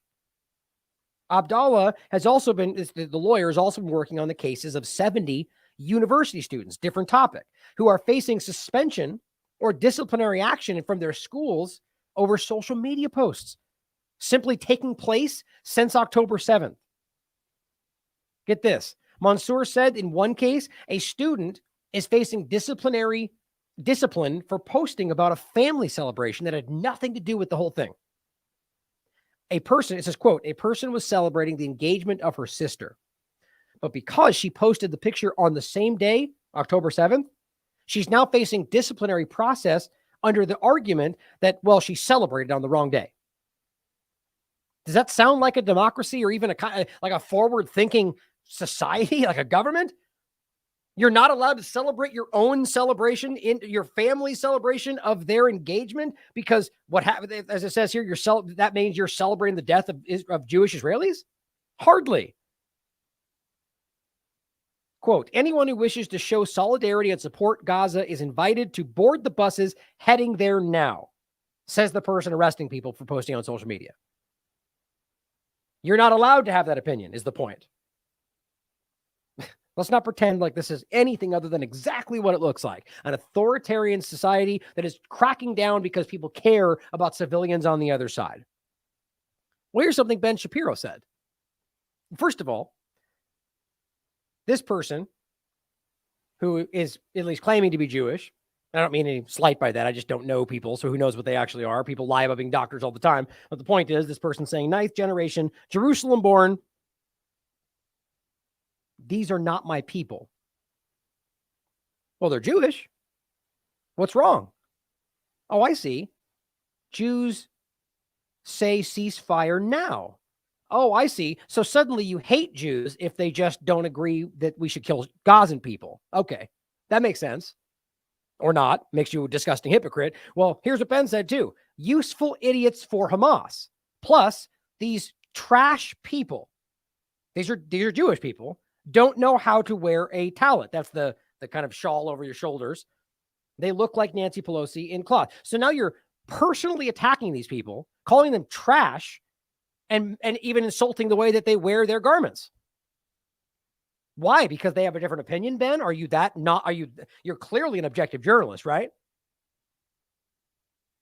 Gosh, dang it. These people are ridiculous, man. Well, here is another Jewish poster, Yitz Friedman. Breaking. You may have noticed these Jewish-looking people, clearly kind of insinuating that that's not the case, I guess, even though they even go on to prove that they are, that joined the pro-Hamas mob. No, it was pro-Palestinian. You guys can't even be honest for 1 second about this. And I mean, anybody trying to frame this, that was a one-sided narrative, not only Jewish people. Mob that took over a congressional office building's rotunda. They joined the likes of Rashida Tlaib, who is still repeating the debunked lie that Israel bombed a hospital. No, Israel did bomb a hospital, and you're lying about that still. Oh, are we only pretending that the Al-Ahli hospital was bombed? No, there was 20 other hospitals bombed, by the way. But yes, they also did bomb the Al-Ahli hospital. But this is the kind of dishonest framing you're getting. Now realize, just because we're talking about the location being bombed and saying they bombed that hospital does not mean that it has to be the building was destroyed. That's one of the things that they're lying. The point is that the bombing took place in the hospital area where people were being treated, and it killed a lot of people. What else would you call that but bombing that hospital? But it says, but who are these people? Well, they claim we just exposed them. Well, let's look at what they mean. Breaking. This is coming from American Accountability Foundation. A team of investigators working nonstop to expose the left's secrets. Okay. Anybody who's in a two-party illusion is probably ridiculous and hold Biden accountable. Well, here's what it says. Among the pro-Palestinian mob occupying the Cannon Rotunda in the Capitol Hill, demanding Israel not seek justice for the murder of 1,400 Jews. Oh, is that what they're doing? No. They're asking for a ceasefire on civilians. You guys can't be honest for 10 seconds. They're not demanding no justice. They're literally asking for the opposite. They're asking for due process. Now, God forbid you democracy, right? They say as a group dressed in things associated with Judaism. I mean, my God, think about how insulting that is. These are Jews, guys. Even their own points make that clear, but they're simply going with it, pretending because they don't think what we think. Isn't that sort of racist? Isn't that sort of like the whole extremist kind of thing we're talking about? It is. Wearing t-shirts that say not in our name. Well, guess what? First one they break down. Meet Alyssa Wise, a rabbi, in quotes, who is a rabbi, who is a deputy director for the Jewish Voice for Peace. Oh, I see. So because they're an entity of Jews who call for peace, they're apparently not real Jews? Well, isn't that sort of claiming that all Jews want war? I don't agree with that, but that's a pretty interesting statement, isn't it? Here's a couple of their tweets, which, of course, all they're trying to point out is that they support Palestine. And that makes them bad guys, apparently. Meet David Bassour. It's unclear why he's blowing a shofar, which I'm not familiar with, but I'm assuming it's an Israeli, or excuse me, a Jewish, religious artifact or whatever you would call it, like a yarmulke or whatever, one of these things that go along with what's going on there, or in a Christian sense, like I guess even just a cross, or I'm trying to think of something that would relate in the Christian side of it. I don't know. Frankly, I'm not a big organized religion guy either. I am a Christian, but I classically do not like organized religion. I mean, my point being is I don't go along with the structure, a lot of that stuff. I did grow up with the Catholic side of things to a degree. Anyway, my point is, what he's saying is that my point, I guess, was that I don't know what that is, but the unclear why he's blowing this, but it says he believes that the phrase never again, a phrase used in remembrance of the Holocaust, means that Israel's defensive actions against Palestinian terrorism must be spoken out against. Okay, so what point are you exposing them at all? At what point are you exposing that they're not Jewish, as you claim to, as all of you seem to suggest with your quotes and they think they're where and what they look like? Think about how insulting that is. Shofar, I guess what it's pronounced. I mean, what are you trying to claim here? That because they don't do things the way you do, that they're not Jewish? I mean, think about how racist and bigoted that is. According to his congregation, well, clearly then he's a rabbi. During the course of his rabbinate, Rabbi Brent became an increasingly vocal activist for the justice and human rights, particularly of Israel and Palestine. I get it. Okay. So anybody who cares about the Palestinian people, not Hamas, but the civilians and the plight that they're suffering under, which is fighting for their own freedom, apparently isn't Jewish. Like, I just can't stress how gross that is. Like, these people are disgusting. Wait a minute. Did it really not just go back? That is so weird. Oh, wait. Oh, never mind. I thought I had it right there. Okay, so leave them there. Here's where it gets more interesting. Oh, same one. Just these are not my people who, well, they're Jewish. I swear, somebody who is in the community, who is, I mean, like a rabbi should make a video about this and expose how disgusting this is. Like, if this was in any other context, they would call this person a self-hating Jew or whatever they think about that. But of course, they're the ones boxing out people who want peace. And I mean, same with the Torah Judaism group that's in London and the UK, or in London and New York and in Israel and all around the world, who actively speaks up and says Zionism is not Judaism, and they just simply attack them for it. It's incredible to me. Well, here's the main point. Remember this is what he said: useful idiots for Hamas. Now, he's the one telling us that we're attacking Jews everywhere, right? He called these people trash, insulted the way they wore their garments. Well, I said, Ben Shapiro attacks and denigrates the Jews protesting below who dare to simply call for a ceasefire. Since they apparently care about the over 1,000 children who've been killed in Gaza, he feels this for simply disagreeing with his belligerent stance. He needs to be called out for that. That is disgraceful. And I think he's exposed himself very clearly. Interestingly enough, this person follows up after I post that and says, I just canceled my Daily Wire sub and started a recurring donation to TLAV instead. Facts and logic actually mean something and more important than just the slogan for the Daily Wire. Guys, I'm telling you. Oh, and I think that was my point before. See, this is so funny. This is something that Jackson Hinkle pointed out. That they have, like, basically Jackson Hinkle was basically ratioing him with one of these posts where he was clearly wrong.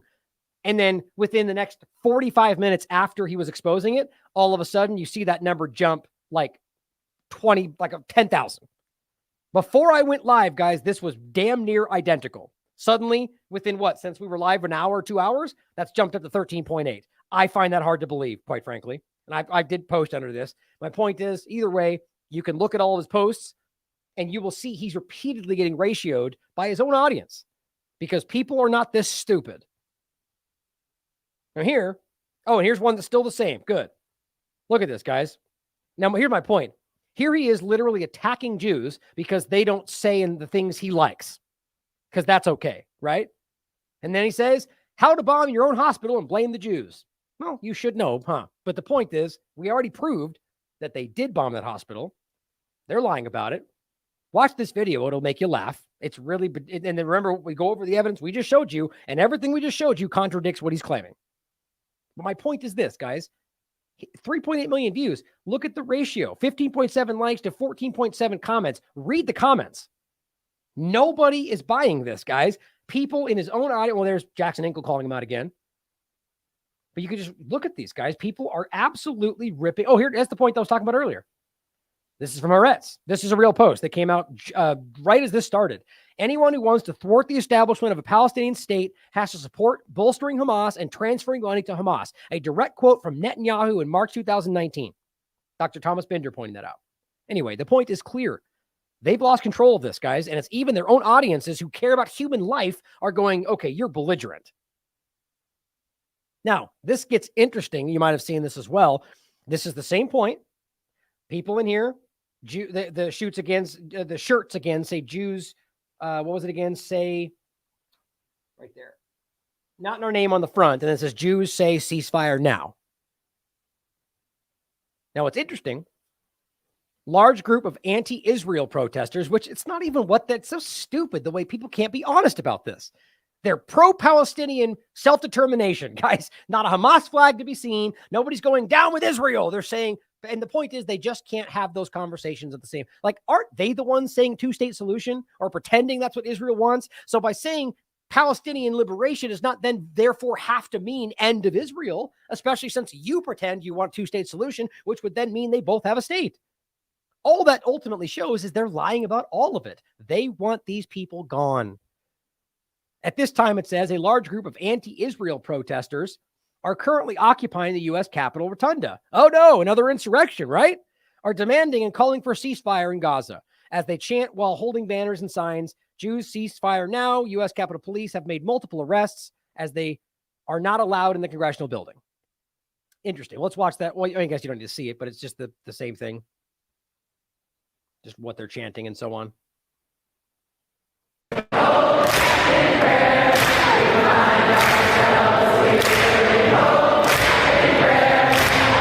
Oh man, so full of hate, right? Don't they just hate all Jews and hate everybody? Aren't they calling for murdering innocent people? No, they're calling for peace in a very broad way. Ceasefire. Stop killing people on all sides. But that's not enough. You can't call for that. Don't forget, even the U.S. government told their own diplomats right in the beginning, I don't even want you to use the words de-escalate. Despite that being like the most important point for a diplomat, not this time. We want this to get bad.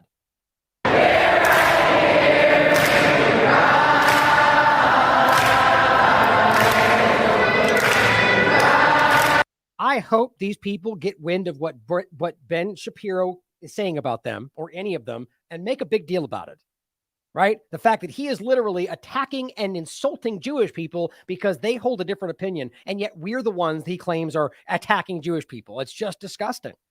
Anybody right now who's acting like people in Gaza matter is being called an anti-Semite.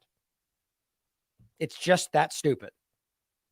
Now here is another interesting point. This is what I wanted to include for this.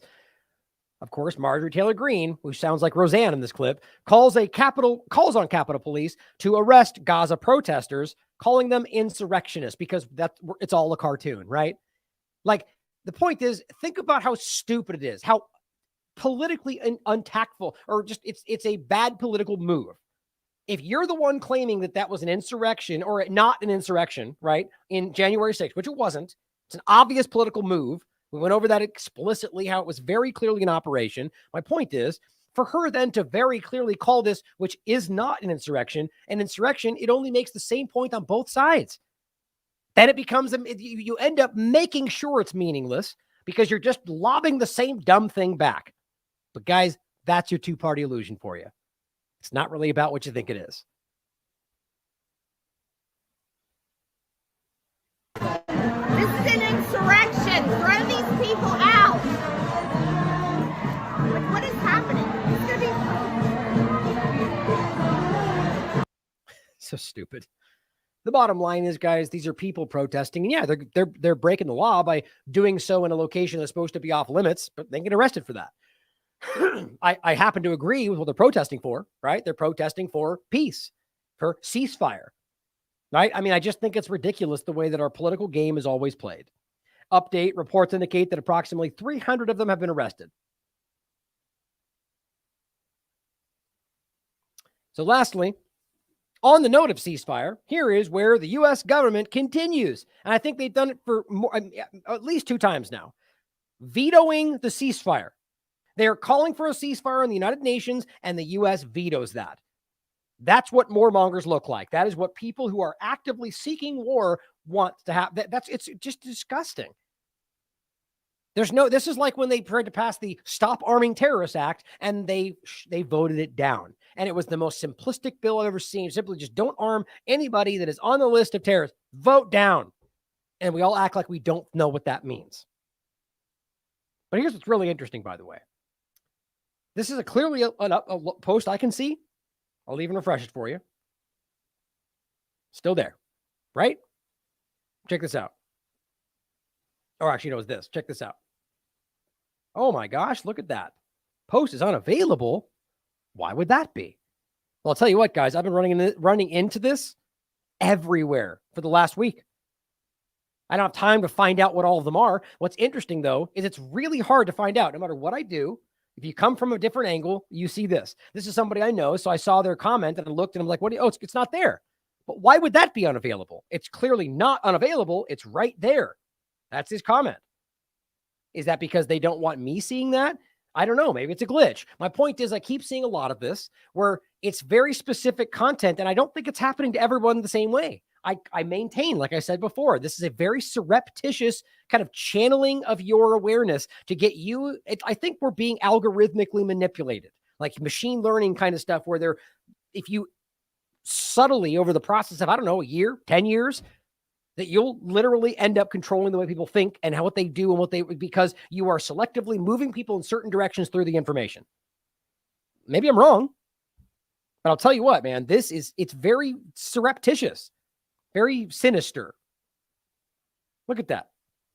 There's a whole lot of that I saw today where the only reason I was able to find it is because somebody else sent me this, and I just happened to go, oh, that's that tweet. And I looked at it and was like, yep, sure enough, there it is.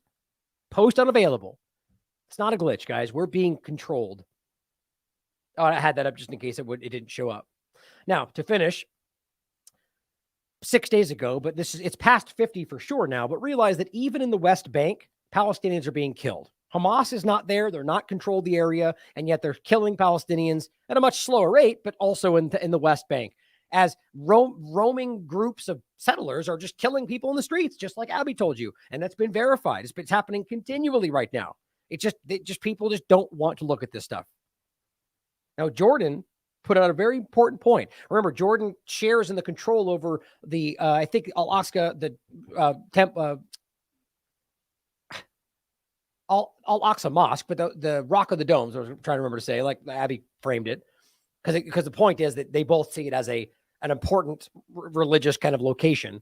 But the point is Jordan shares in control of a lot of this overlap. But the point is they say, the foreign minister anyway of Jordan says, we will consider any attempt to displace Palestinians from the West Bank as a declaration of war. That's interesting. Now, that doesn't seem to have happened yet, but it kind of makes sense as what's going on in Gaza. They might just ultimately decide to get rid of all of it. And if they do, Jordan is simply claiming we will take that as a declaration of war. Yes, and Temple Mount as well. Thank you from the chat. Now, Zero Hedge points out Dome of the Rock. That's what I said, right? In case I said it wrong, it's Dome of the Rock. In any case, U.S. Embassy is now telling Americans in Lebanon to get out while you still can. I saw the post myself. Zero Hedge has written about it. By the way, can I note that I absolutely hate the new Twitter setup here? Because if you just post the link, it used to show the image, the title, and a little bit of the information. And apparently Elon hated it. It was too noisy. So he got rid of it. That was his statement. And now if you post the link, you just get this. You get an image with that. You don't even see the title. I just think we're getting dumbed down. We're getting controlled, guys. I'm telling you, it's frustrating. The point is, though, the U.S. Embassy is telling U.S. citizens to get out of the way in Lebanon, which, people remember what happened in Libya, right? There's a timing to this. And typically it seems to show you that either they're planning action or they know Israel's planning action or they sense something coming or they want you to think something's coming. It works in a couple different ways, but it's usually not a good sign. Now, there's been drone attacks, which, by the way, is not a new thing because let's not forget, U.S. government is illegally occupying Iraq.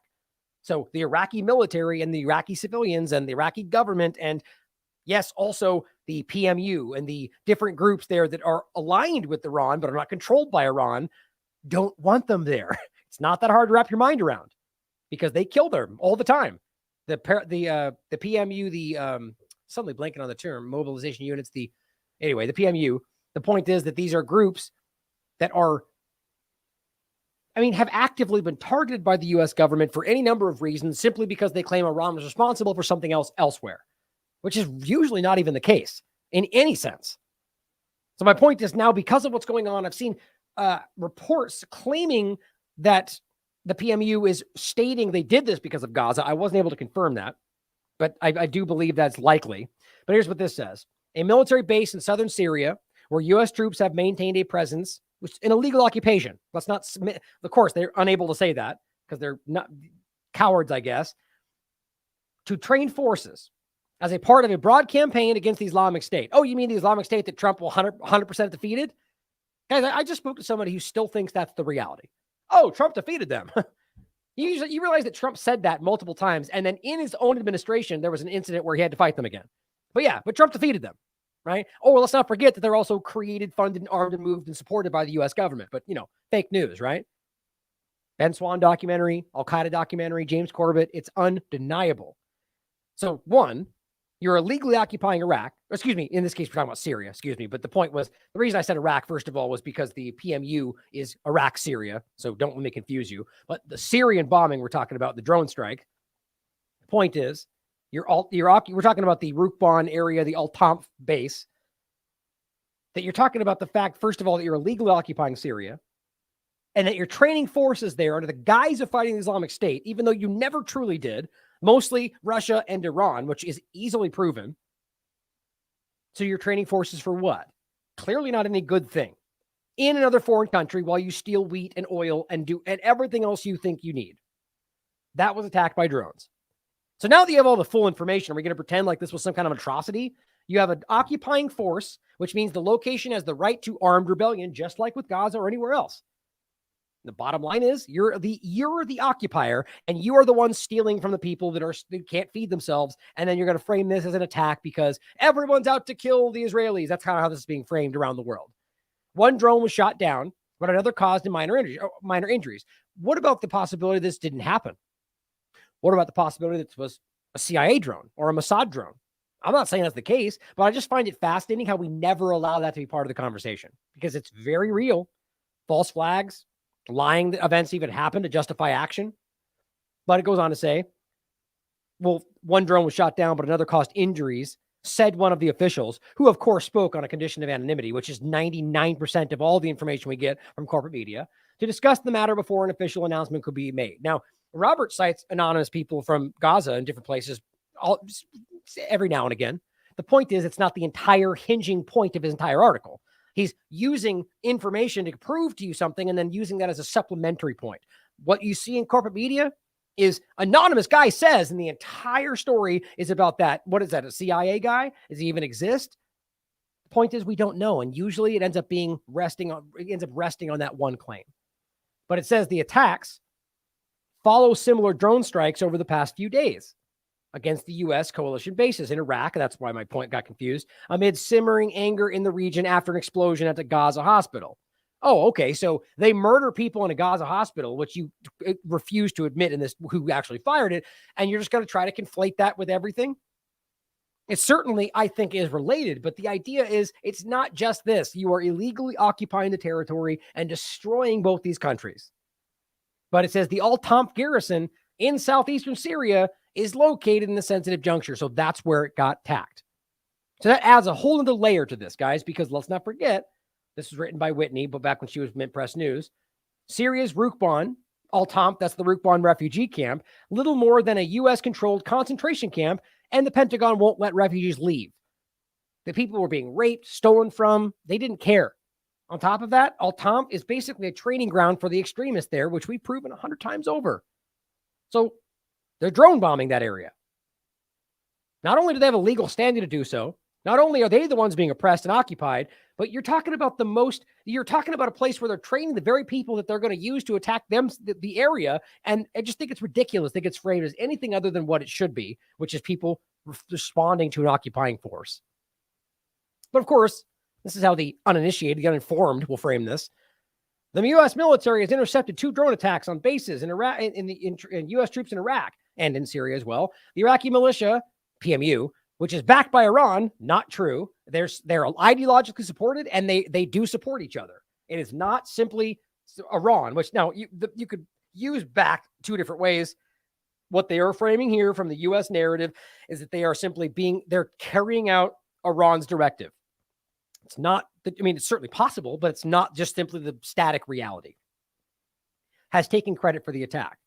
They also claim that they'd launched another attack. Now, what I've see is people online claiming that. It doesn't surprise. I think that's probably the truth, but I think what happens too often on Twitter these days is people claim that's the proven reality, but it's just a circulating narrative that gets put out there. But it says it's obvious now that Joe Biden and his administration made this deal with Iran in an attempt to instigate war in the Middle East. Oh, really? As I responded to that, it's obvious, is it? Is it obvious that the deal he made, which was simply the returning of money that you seized from them before, an instigate a war in the Middle East. Like, it's just such a shockingly uninformed take. But all it is you might as well just print the U.S. government talking points. That's what people do in the paradigm, guys. Frustrates me. But in general, to wrap up here, guys, you got German police in Berlin just simply stomping out candles for Palestinian victims of bombing in the hospital in Gaza. Why? Well, because that's terrorism support, right? Well, in many places right now, in France and Germany, that's what's happening. They're literally stepping out the candles. You're not even allowed to hold a vigil for dead civilians because that means you support terrorism. No, it doesn't. It means that these people have lost the plot. But not surprising. Orwell points out, Bolton advises of potential lone offender attacks in the United States. Counterterrorism officials work to detect homeland threats. She says, you know what they mean. Yeah, we do. You're claiming that because of what's going on there, that this is somehow going to blow back. Well, first of all, if that is a blowback, it's your fault, but that's not even what they really mean. What this is ultimately doing is a concern or opening up the door to framing anything that happens, even if they carry it out, as somehow because of Hamas. That's all this ends up being. You, as Americans, if in the context or in regard to the U.S. government framing, are the focus, guys. You are the bad guy, as Whitney's been writing about, right? Who is a terrorist in Biden's America? Your body is the new battlefield. Now, I'll talk about this in a future show, but they were even just discussing the fact that they've even removed limitations for Israelis coming in with visas, giving them something like a 90-day without even a need for a visa. So my point is, I'm very concerned about the worry of Mossad or CIA acting in ways that drive us into more control based on things just like this.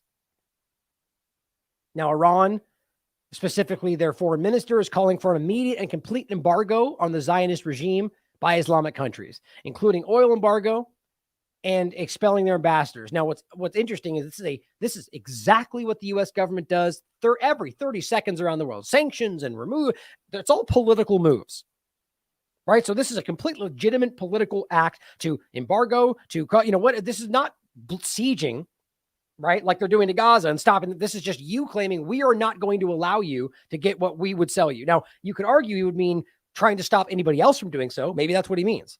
But ultimately, I think what we're talking about is simply trying to argue like a BDS kind of a thing. Boycott, divest, and sanctions. But my point is, because Iran says it, it'll be framed as anti-Semitism and racism and terrorism. But of course, when they do it, it's because we're fighting for freedom. I hope you understand how clearly that's ridiculous. Now, from Spain, I already showed you this, but just to end in general, and multiple other countries, by the way, they're now standing up, even as U.S. allies, and calling for action and reprimand against Israel. It says, history will not forgive Europe for being complicit in the genocide that Israel was carrying out against the Palestinian people. And she's made claimants the same. No one's dismissing what happened in Israel. But what's happening now to Gaza is unprecedented and cannot be allowed. We must act now. Urgency, she says. Economic sanctions and arms embargoes, is running out.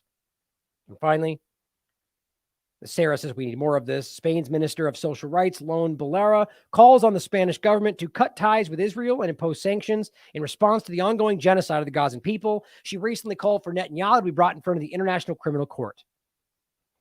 I just think it's very clear how much they've lost control of this discussion, and people are finally seeing what they're really doing. The Zionist government is not your ally. Neither is your government, for that matter. But the point is, the people that suffer, all of us. The Jewish people in Israel, the Israeli citizens that are not Jews in Israel, the people that are just happen to be there that just think different than the Zionist government, the Palestinians, obviously. Anybody around the world that pushes back against the control structure of the budding world government, you're not allowed to exist. And as they destroy you and your family, they call you the racist. They call you the terrorist. It's pretty classic. And we've seen this as long as I've been doing this. So I just hope people are beginning to see that this is not just this one topic. Any number of these topics, as far back as you can look, it's not what we've been told.